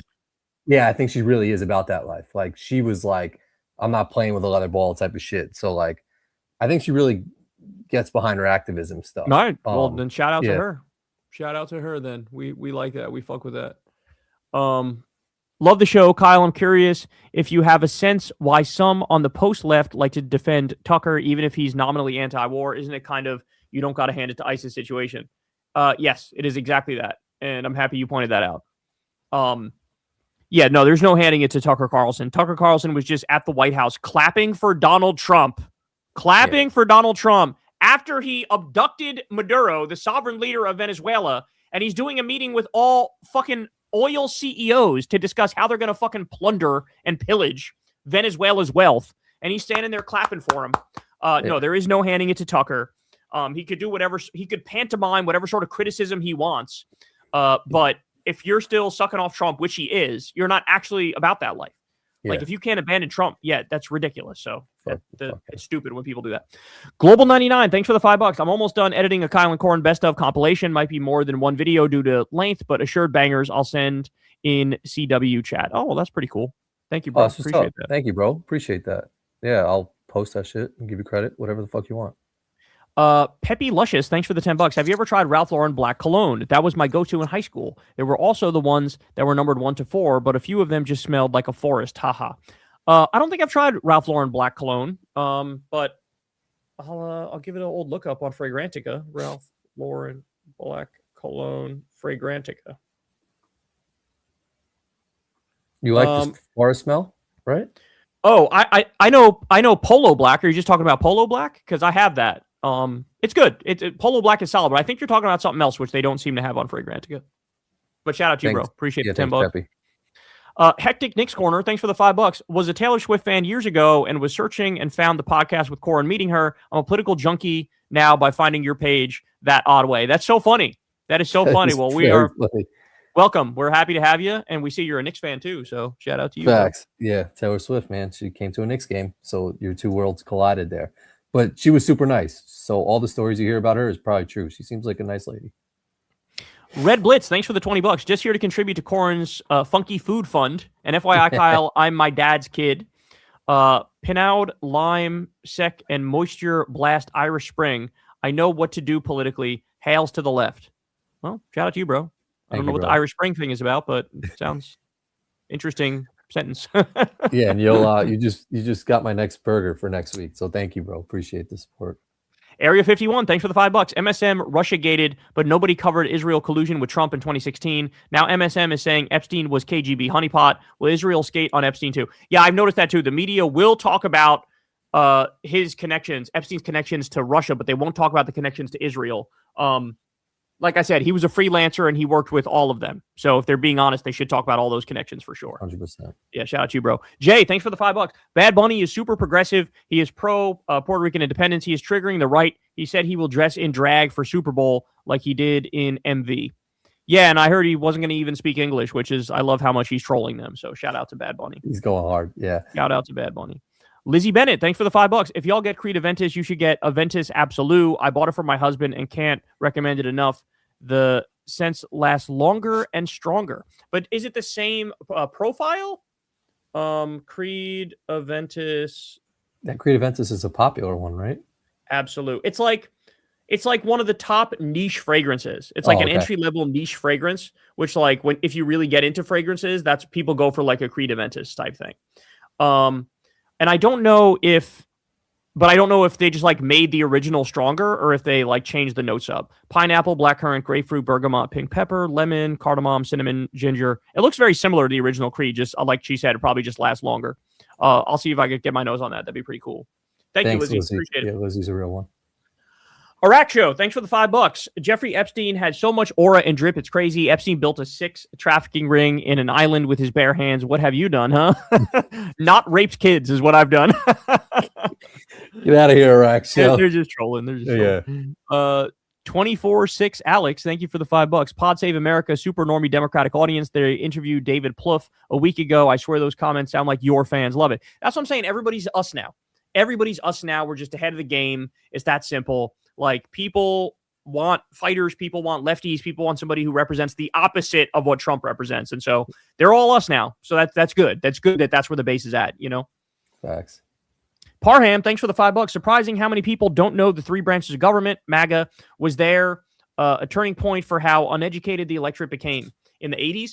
I don't know, man. It's a good question. Part of me thinks we were probably uneducated the entire time, but then the other part of me thinks, no, it was like the 80s. There was sort of like with Reagan coming to prominence, it was sort of like a war on intellect, and we are where we are now. But yeah, it's a sad percentage of people that don't know the basics about government. But shout out to you, Parham. Appreciate you. Albs, thanks for the $5. I'm curious, how do you prep for the show? What's your schedule look like? Also, please don't become corrupt. Your work is super valuable these days. I can assure you, I will never become corrupt. I will never talk to an advertiser. I will never do an ad read. Very proud of that fact. And like I said, you guys make that possible by supporting the show on Patreon, by tipping on YouTube and all that stuff. So much love to you.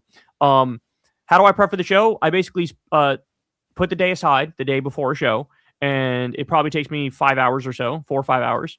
And I'll like work my way into starting the prep, and then it snowballs, and then I like only focus on that until I'm done. And so that's basically the gist of it. I try to be in the same spot in my bedroom or in my office in order to do the prep. That's basically the gist of it. But usually 4 or 5 hour process, and then, you know, the show comes the next day.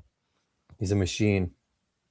Yo, congrats on your Knicks fucking up my Lakers. Kyle, I owe you a cologne of your choice. Corin, I owe you a free meal or some kicks. LOL. That's all right, bro. You don't owe me anything, but we appreciate the $5 that you gave.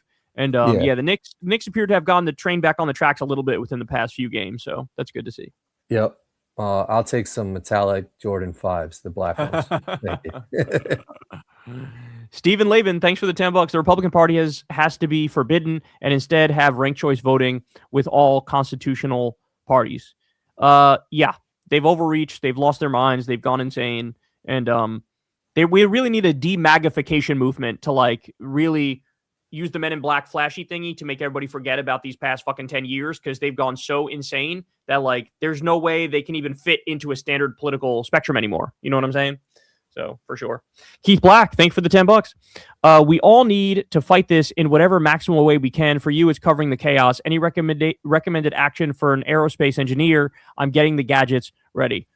I mean, shit. That's seems like a question that's above my pay grade, if I'm being honest with you. I think you would probably know better than me how you can help with a airspace degree.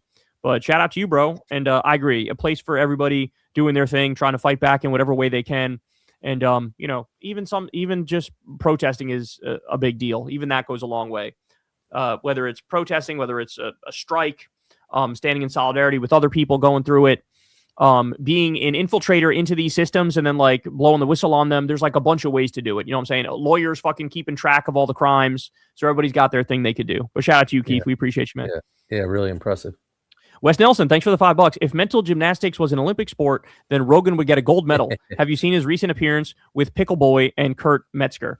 I did not, but I know that when it came to the Epstein files, somehow the only one he saw was about fucking Bill Gates. He didn't see the one on Elon. He didn't see the ones on Trump. He didn't see the one on any of the Republicans. He only saw the one on Bill Gates. Yeah. Fucking stupid. Yeah, that guy, Kurt Metzger, I saw him outside of the Comedy Store. And remember I mentioned that, like, I was a friend of yours and, like, he was trying to, like, shit on you. And I was just like, you're a fucking bozo. I don't remember this. I don't remember. That guy's always been, like, a Jimmy Dore fan. And now he actually works on the Jimmy Dore show. So it's no surprise that he fucking dislikes me. Yeah, they could suck my nuts from the back. Ryan Green, thanks for the $7. Which fragrance YouTubers do you watch, Kyle? Also, what do you think is the most overrated, currently popular fragrance? Oh, shit. That's a great question. So Dior Sauvage, Eau de Parfum, I think is the most overrated fragrance, in my opinion. Dior Sauvage is too peppery for my taste. I feel like it's not smooth. I like smooth fragrances. And I watch Gent Sense. Shit, I want to give all them credit, but I don't have, like, off the top of my head, I don't remember all their names. Channels you watch?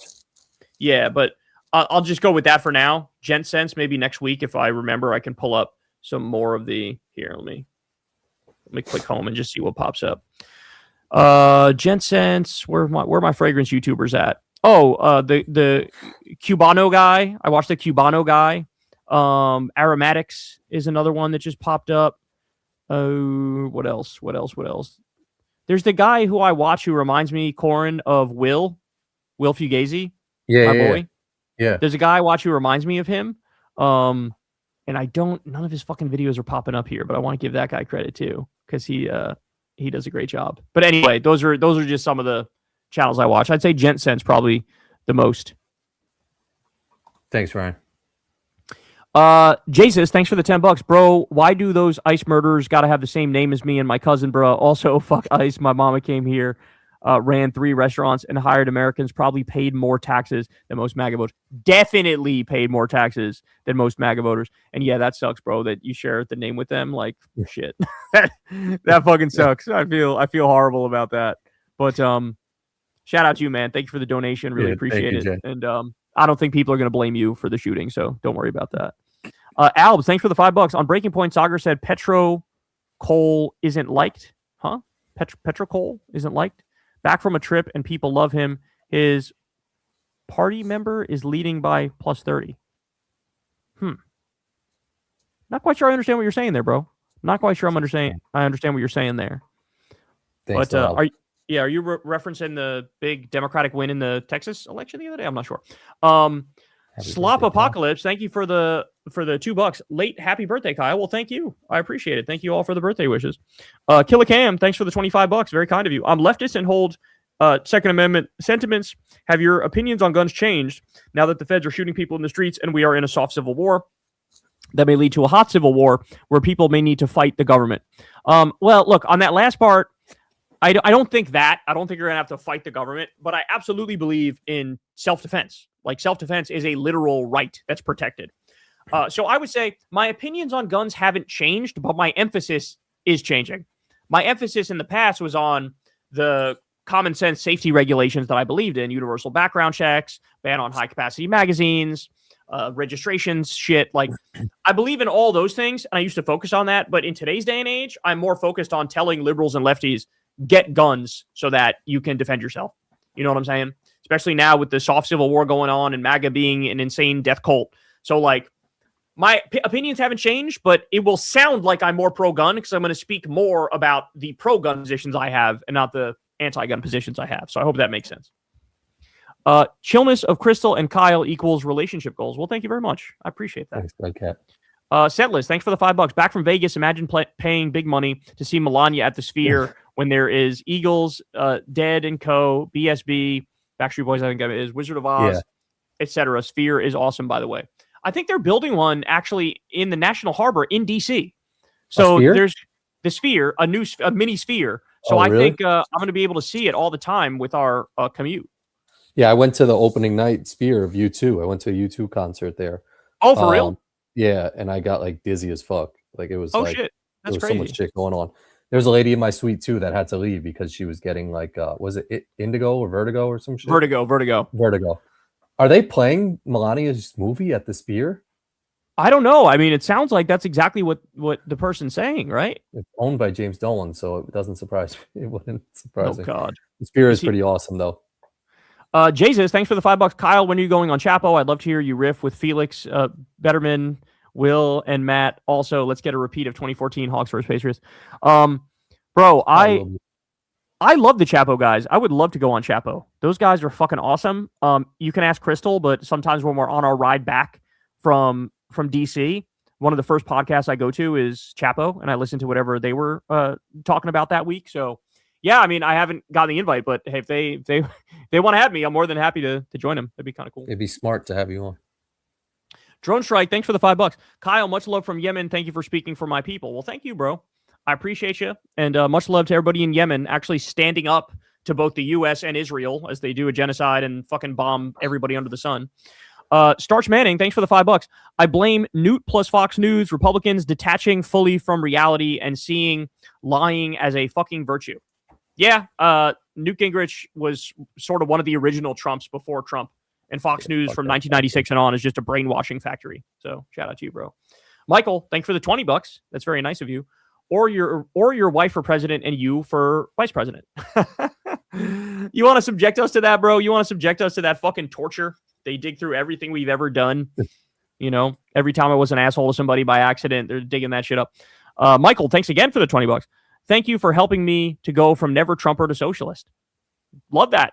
Love that. In fact, the best position is to be both never Trump and socialist. So love thanks, that, bro. Yeah, thank you very much. Eagles Fly, thanks for the $10. What's up, Kyle and Corin? Corin, let me know if you would ever do a video review of Angus Barn in Raleigh, North Carolina. I have worked there for about 11 years and would be down to foot the bill for y'all. Angus Barn, that sounds kind of amazing. Yeah, facts. That sounds kind of amazing. I'm down to do a review anywhere, especially if you're footing the bill. So I wonder out in that area. I wonder if Eagles Fly got snow, because I know that North Carolina got fucking hammered with snow. I wonder if Raleigh got hit in particular. You know? Yeah, I feel like they have to get something on there. But shout out to you. Yep. Angus Barn sounds good as fuck. So if you're in that area, go check that shit out. And if I'm ever out that way, I'll definitely check it. Starch Manning, thanks for the $5. Killing in the Name song for the times. Killing in the Name song for the times. Sure. Well, thanks for the $5, bro.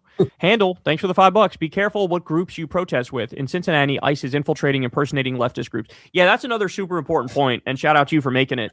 Yeah, people got to be careful, because I'm sure they've infiltrated all the groups, so everybody needs to mind their P's and Q's and be on top of their shit and make sure everything is peaceful. Make sure everything's peaceful, make sure everything's legal, because they will do anything and everything to try to like take down these groups. And you need to make sure that they have nothing and that courts will laugh at them when they try to take you down. You know what I'm saying? Yeah, that's crazy. Joseph Jones, thanks for the $15. WWE is totally cooked. MAGA propaganda started showing up during the pay-per-views, and Triple H is always at the White House. Also, the Royal Rumble took place in Saudi Arabia. Totally cooked, bro. There you go. That's why the shit was fucking empty. It was in Saudi Arabia. Yep. Yeah, they were always sort of right-wing, but now I guess they're letting their freak flag fly even more, and that's a fucking shame. It's just such a shame. And the storylines are just not original. There's nothing good happening. Like, there's no stars. Like, fuck them, man, because they've fallen off hard body. Jacob Tech, thanks for the $5. Yesterday, I witnessed a walk for peace that the monks have been walking from Texas to D.C. Kyle, do you plan to see them when they get close to D.C.? I did not know. I did not know the specifics about this, but when are they showing up to D.C.? Because for sure, I'd love to, maybe I'll be near them and I'll be able to see them. That's kind of amazing.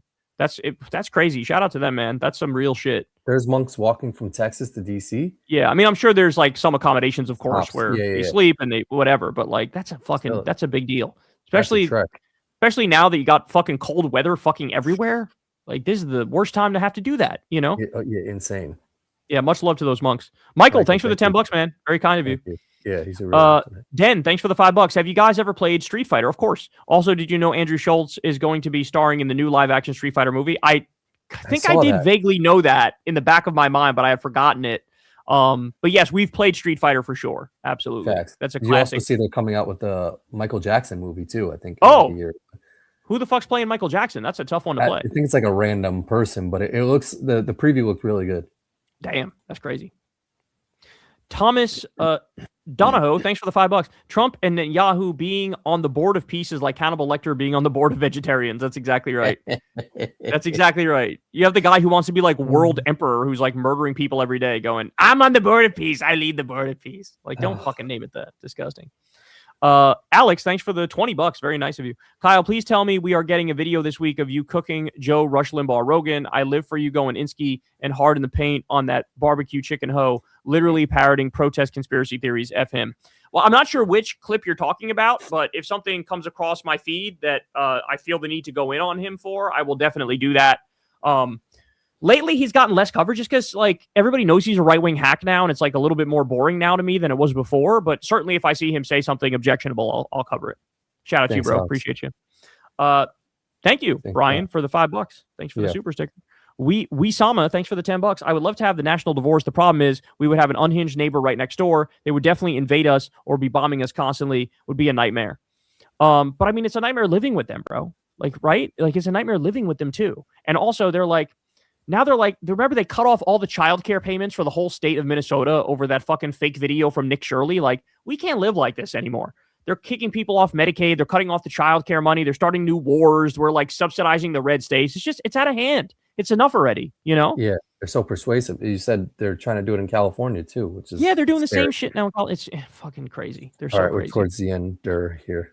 Slow, thanks for the $10. Vet here. I hate how most vets I know support ICE, use the VA, and justify the shooting of Preddy. It's like you say you went out and fought for America, but he did too, as well as taking care of us. Yeah, man, it's a great point. It's a shame that there's any veterans who are taking that position, because I've seen a lot of veterans actually surprisingly take the opposite position, where they say like, no, this person was out there trying to protect our constitutional rights, you know? Yeah. So shout out to you, bro. So. Appreciate it.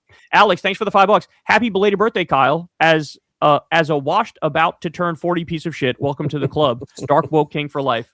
Well, thanks, bro. I guess we're all washed up here in the upper 30s, about to be 40 soon. So It is what it is. What are you going to do? Slop Apocalypse, thanks again for the $5. Watch Eyes Wide Shut on my B-Day Saturday. I now believe this is an Epstein biopic. Yeah, that's what I'm saying. It absolutely is. It seems like it's fucking like based on a true story now, for sure. And wait, your birthday was Saturday. Wasn't that my birthday also? I think my birthday was Saturday. You had the same birthday as me, bro. That's Yours the same birthday Saturday? as me. I think it was Saturday. Saturday was the 31st, right? Don't make me pull up the motherfucking calendar. The calendar. Fine, I'll pull up the motherfucking calendar if you guys. Yeah, Thursday was Saturday. Yeah, he has the same birthday as me. Wow, look at that. Happy birthday. I wonder how old he is. Brian, thank you for the $10. Very nice, man. Lucas, thanks for the $10. What do you think about Medicaid for all? It seems to be better, more comprehensive coverage than Medicare. Medicaid, least stressful insurance I ever had. Really going through it with private insurance right now. Yeah, bro, we're all going through it. I mean, however you want to describe it, Medicaid for all, Medicare for all. I think Medicare for all, the branding of Medicare for all just sort of took off more than Medicaid for all. So I feel like that's just what people refer to it as. But whatever the holes there are in Medicare for all, remember Bernie proposed bills that would basically clean that up, like provide dental for people and vision for people and stuff like that. So yeah, we just need a universal healthcare system where there is no private insurance and everything's covered. That's the bottom line. But I'm sorry you're going through that, man. I know how horrible insurance is. It's the fucking worst. Jim George, thanks for the $5. Kyle, what do you think about Minnesota wanting to secede to Canada? Also, go Senators, go. I would say don't go anywhere, because we want you as part of us in the national divorce. We want you as part of the blue states of America in the national divorce. So, look, I get it. You want to be part of Canada, but like, come with us. Alex B, thanks for the $5. As a 49ers fan, it pains me to root for the Seahawks. However, I hate the Pats more, and owner/Zionist Bob Kraft just gave a helmet to BB. Oh my God, did he really? F the Pats. Jesus Christ. Oh, we're definitely with the Seahawks now. Ain't no doubt about it. Ain't no doubt about it.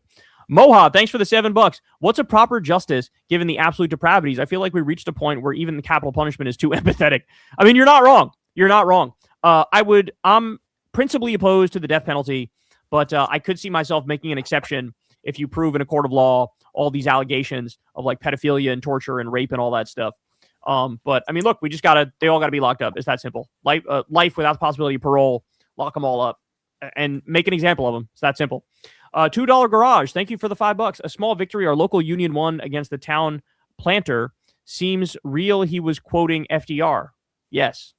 Is that Plattner? No, I don't think so. Oh, town planter. Damn. Well, all right. Well, that's good. That's what's up. Shout out to your union. Nat the Burn? No. Now the Burn? Burn? Shout out to you, bro. Thank you for the $10. Burn? Yeah, Oh, it the could be Burn. Nathy Burn? Nah, the Burn. Nathy Burn. Or whatever. Burn. We're spending way too much time on this. Thank you for the $10. Hey, Kyle, I've been listening for about 15 years. Happy birthday, and thanks for always being a real one. You're my favorite Big Seltzer shill. Well, thank you very much. I appreciate that. That is very, very kind of you to say. And I appreciate all the birthday wishes, guys. It's funny because I really don't think about my birthday or care much about my birthday these days. As you get older, you just care less and less. But thank you guys for all making it feel special. Thanks. Nathan Sebring, thanks for the $10. Kyle, I want to thank you from the bottom of my heart for not doing ad read / taking donor money. I love that you give your unfiltered opinion. I watch you religiously since 2015, and that is why. Well, thank you, Nathan. Thank you. I appreciate that. And yeah, I try to make a point of that every day to remind people that what we're doing here is not the same shit as a lot of other people are doing. Yep. I'm giving you the straight shit. I'm not selling out in any way, shape, or form ever. So, ironically, we're some might say the most serious show around, as opposed to the unserious shows that do ad reads and fence ride and dick ride Donald Trump. Jagger, thanks for the $5. Hey, Corin, which NBA legends have you seen live? I've seen LeBron, Kobe, and Curry. Yeah, He's seen all of them too. Corin's seen I've all seen of all of them too. I saw Jordan when he was with the Wizards. He played against the New Jersey Nets. I don't remember it, though. Corin, let me ask you a question. And I don't know if you'll know the answer to this, but I genuinely don't know if I've seen him. Have I ever seen Kobe live? I don't know if I've seen Kobe live. Part of me feels like I did. I've seen a Lakers-Knicks game at MSG. I feel like I had to have seen a Lakers-Knicks game at MSG. I feel like at some point there must have been a moment where you've seen Kobe, For sure. But I also saw Jordan when he played for the Wizards.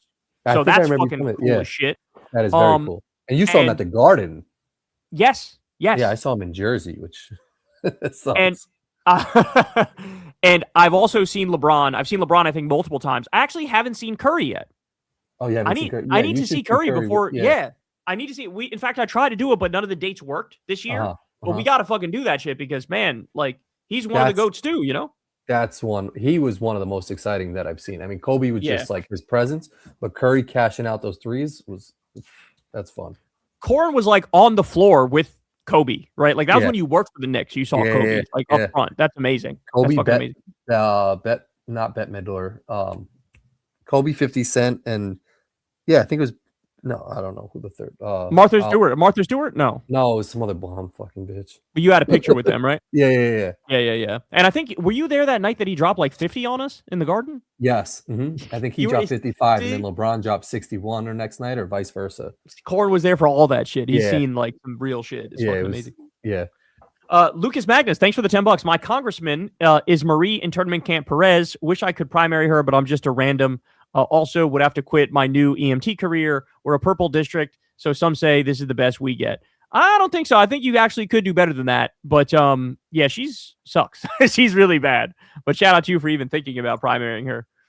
RSN, thanks for the $5. Kyle and Corin, what fragrance would you recommend to a complete newbie who has never dabbled? Awesome show. Keep it up. I'm going to say to you what I said on the show a few weeks ago, which is you cannot go wrong with all of the Coach fragrances. Coach Eau de Toilette, Coach Blue, and Coach Platinum. Those three I would recommend in particular. They're inexpensive and they're really fucking good. So those are the ones I would say if you're just starting from scratch. There you go. Team Centric, thanks for the $5. Hey guys, thanks Kyle for my political awakening in 2016. Have y'all heard about the Jam podcast? Great lefty content. They just had Kat Abu Ghazaleh on. I don't think I've heard about them. Have you heard about them, Corin? No, I don't know what the Jam podcast is. But shout out to you. Appreciate you. Nathan Banks, thanks for the $10. I know this guy hosting a party, very rich and influential. Want to come? You'll have to sign an NDA first and provide a blood sample. We will have plenty of grapefruit soda and banana ice cream. Winky face. Yeah, that's basically what it was like. Half the time it was that, and the other half the time it was I'm going to do torture and pedophilia now. Those were the differences. Those were what you'd get in the Epstein emails. Either incredibly blunt honesty or the speaking in code. Want a Chinese cookie? That sort of shit, you know. Sign me up for your wildest party, Nathan. Gary, thanks for the $5. Congratulations on beating 2026 NBA champions Los Angeles Lakers yesterday. Fuck LeBron for not saying anything about ice. Yeah, well, like Corin said, I think he reposted Bruce Springsteen thing, which was going after ice, so he gave you a little bit. But yeah, it is kind of disturbing how few people are doing it. Shout out to Tyrese Halliburton, who said it. He earned my fucking respect. And shout out to the NBA Union, which posted some shit too. Yeah. And you said Wemby too. Took a Wemby too. So they're all real ones. Yeah. Yep. Alex, thanks for the $5. Did you see Jelly Roll's weak comments at the Grammys? He can lick all our sacks from the back. That's exactly right, man. I fucking hated it. He's like, I'm just a redneck. I don't know anything about anything. Fuck you. Fuck but you. Other fucking shit you have statements on. Ibrahim, thanks for the $50. The KGB dissolved in the early 1990s while Epstein commenced his operations during the early 2000s. Although clearly some of the former KGB officials were in contact with him, I still think that it is inaccurate to assert he collaborated with KGB. Yeah, I mean, whatever whatever the new terminology is for the deep state, the intelligence apparatus in Russia, that's who he collaborated with. So yeah, KGB is perhaps not the exact right term, but you get the point. He was working for intelligence, not just in Russia, but in Israel and with the CIA. So maybe even with others too that we don't even know about.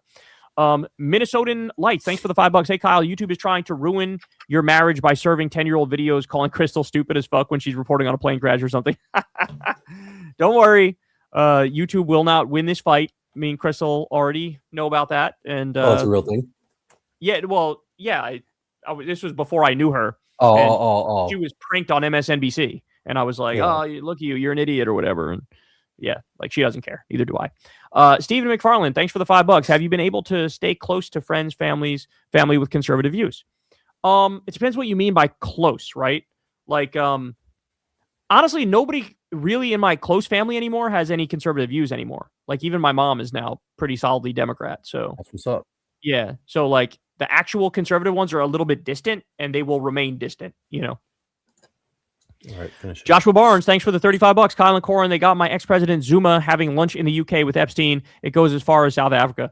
Bro, I'm telling you. Then there was that dude from the Labour Party in the UK who was in his underwear and he just like lost his seat. The Slovakian Prime Minister's national security advisor or something. Like people are getting got everywhere except the US. In the US, you get caught with Epstein and nobody does shit. Everywhere else, there's consequences because rules still apply. You know? In fact, Epstein had everybody fucking totally crazy. Chip Chicago, thanks for the $5. Love the show today and the breakdown on Epstein after the win in Texas. What are your thoughts on the midterms? How can Democrats counter GOP interference? It's a great question. Look up Democracy Docket on YouTube because the guy who runs Democracy Docket is a lawyer and he's got like all the actual answers on that and he's fighting them in court and shit. So he's got the answers on that one. My thoughts on the midterms are we're going to make it too big to rig. Like that's what's going to happen because we're seeing in these special elections, it is like catastrophic for Republicans. And so we need a lot more of that. And I think we're going to get it, if I'm being honest. Slow to respond. Thanks for the $5. Question for Corin. Ever tried the airless basketball? And what are your thoughts on it? We did. Yes. We did try that. Yep. Yeah. When I worked at Wilson, I was like the first team to kind of bring that to market. So I actually have one. I played with one. It's very similar to a regular basketball. It's the same weight. It's pretty cool. You got to shoot it a little bit harder. You have to push it a little bit harder. I thought it was cool as fuck. Yeah. No, it's super cool.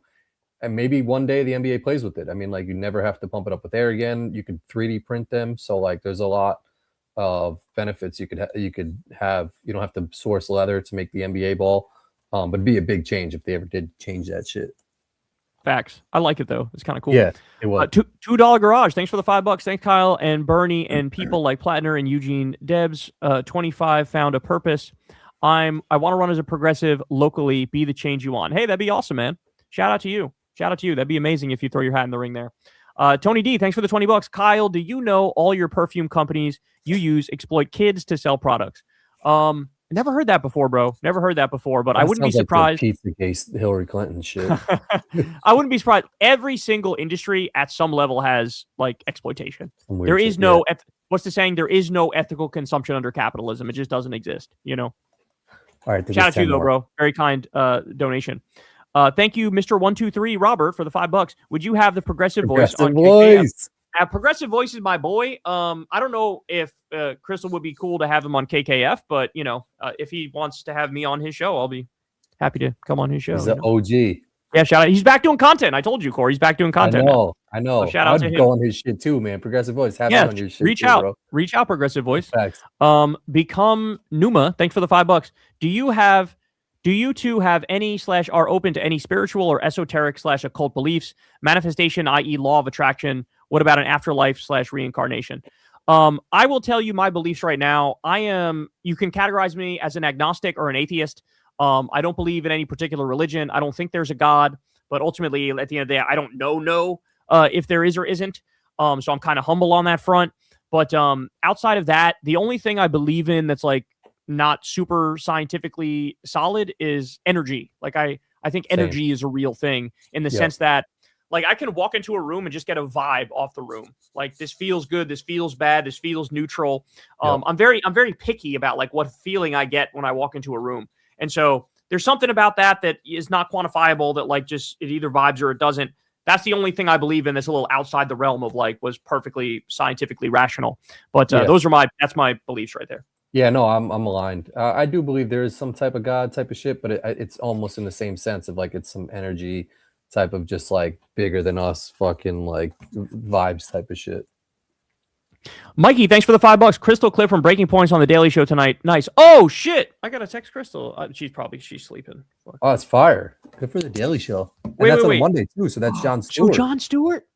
Let's fucking go ski broski. Hold up. You were on the Daily Show. That's so cool. With Jon Stewart, if he was hosting tonight.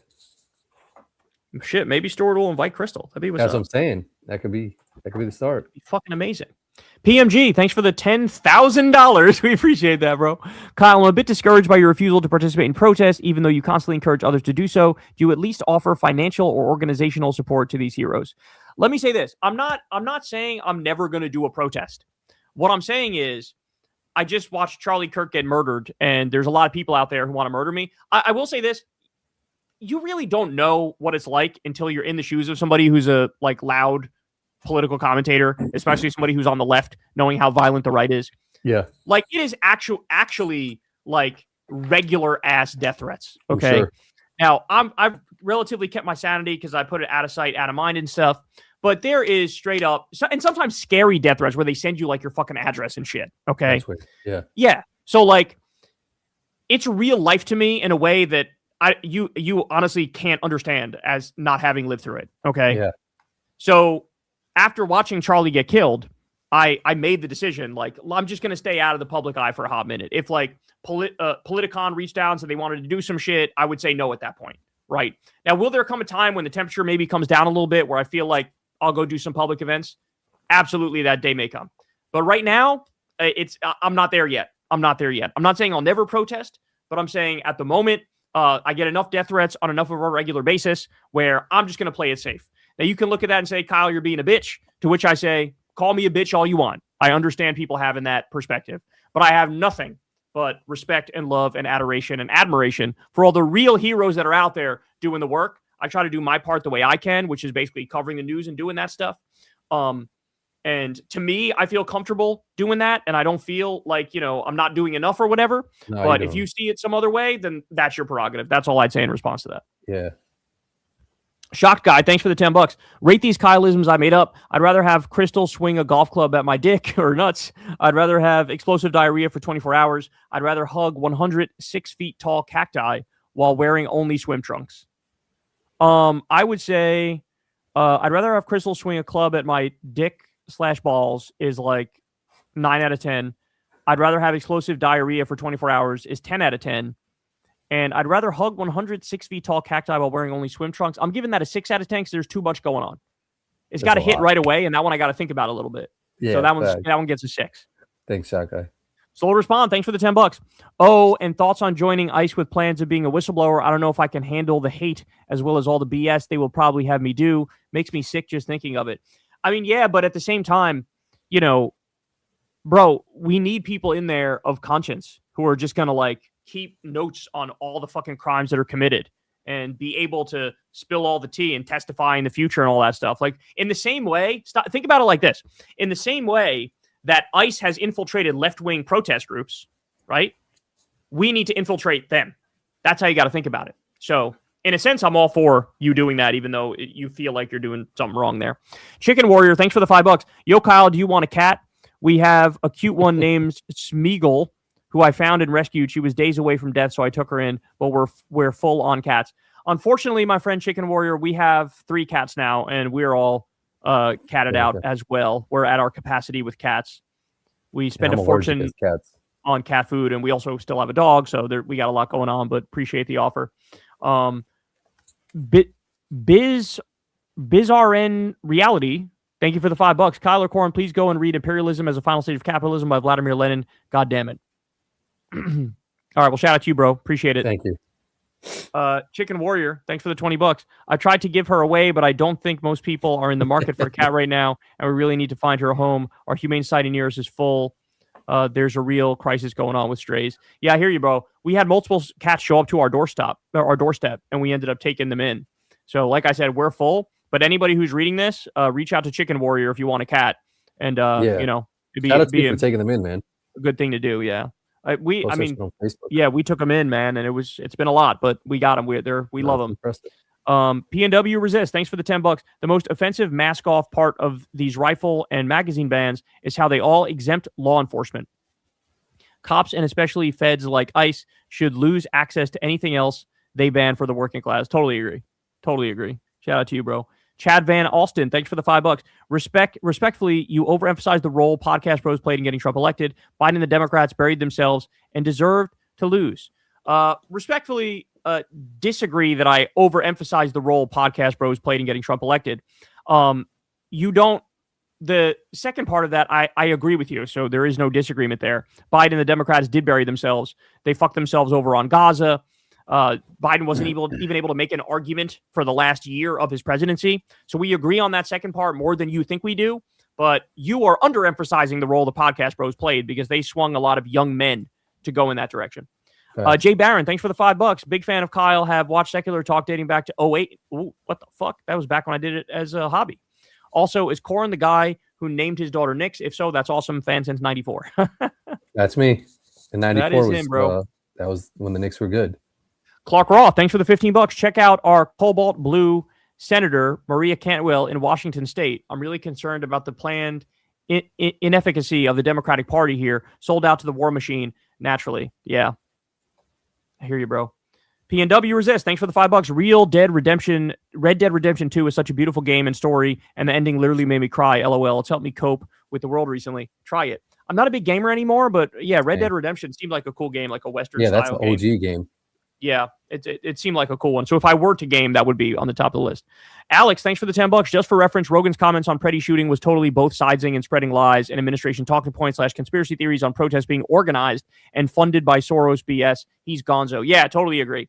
Any both siding. When Andrew Schultz is more direct and straightforward and correct than you are, man, Rogan is gone. I mean, just the fact he had on that Andrew Wilson guy, who's a joke. Like that, it says exactly where he is mentally right now.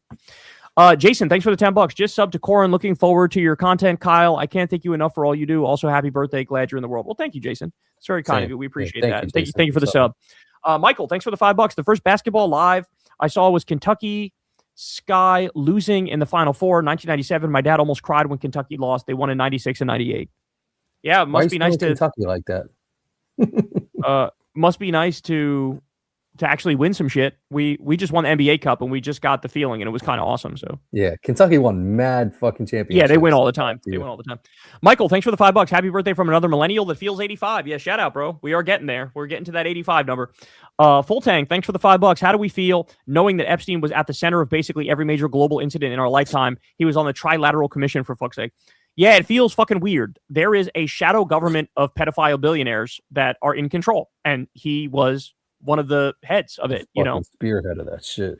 Amazing. Thanks for the $5. How come Democrats never call to charge employers who hire undocumenteds with a crime? They are the criminals. Yeah, if you're going to crack down on immigration, the way to do it is to go after the employers, not the employees who are just trying to make a better life for themselves. I agree with you on that.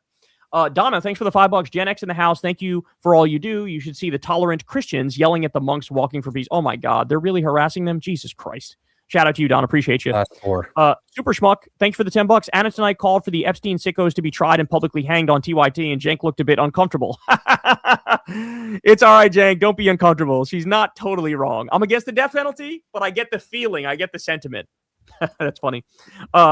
Alexander, thanks for the $5. Hey, Kyle, have you heard about Christy Burke running against Diana Harshbarger in Tennessee? I think somebody mentioned that earlier tonight, but I have not heard of that, before that. Yeah, so shout out to you guys, man. Appreciate you. Sharpshooter, thanks for the $10. Hey, Kyle, just saw Jon Stewart's monologue, and there were some clips from Breaking Points where Crystal is reading some stuff from the Epstein files. Been watching you for over a decade. Shout out to you, bro. That's awesome. And now the second person telling me Crystal was in the Daily Show. Fucking love that. Let's go. Super dope. Especially love that it was Jon Stewart too. Of course, yeah. Of course. Last one here.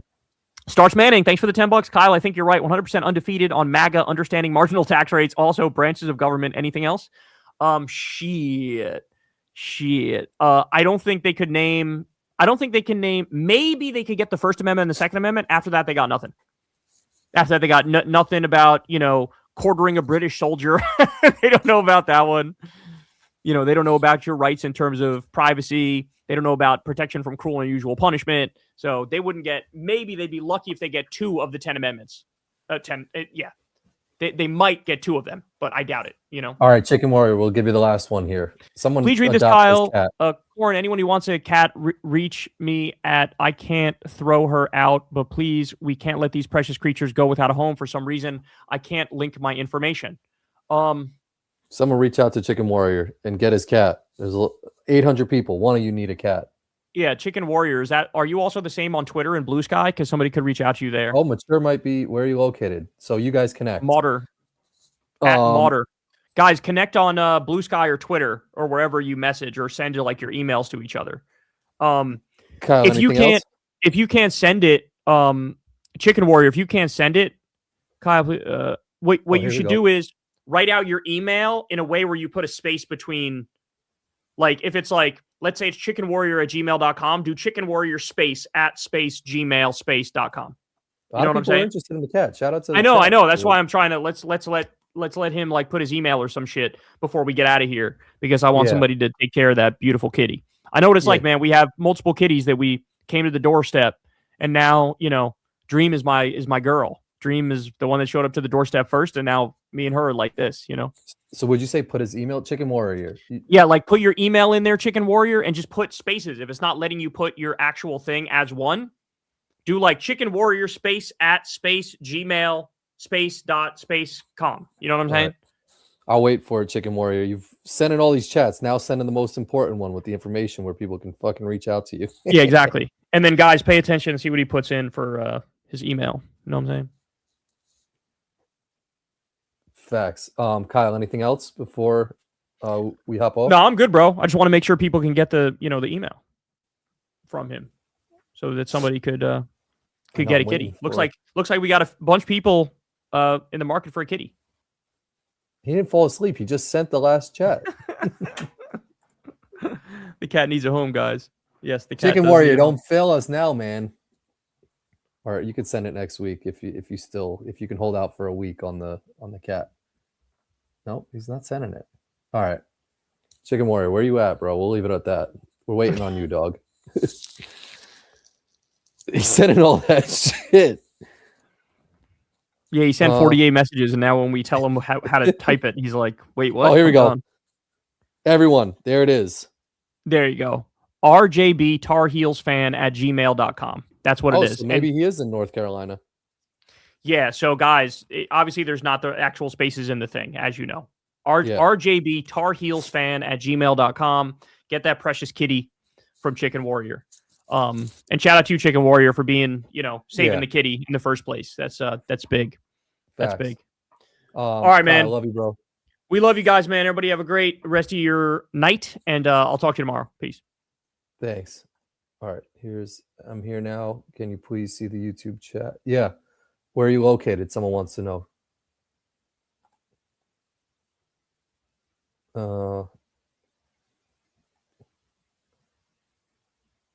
All right, we'll end on that. We'll end with Chicken Warrior's email. Everyone hit him up. All right, thanks everyone for chilling. We'll see you next week. Get in touch with Chicken Warrior. I want a good story. I want someone to lead off next week by saying that they got in touch with him and the cat is saved. You guys are the goats. All right. Anybody want the last word? All right. Peace out. Love you guys. Stay safe. I'm going to go watch John Oliver too. All right. See you guys. Peace out.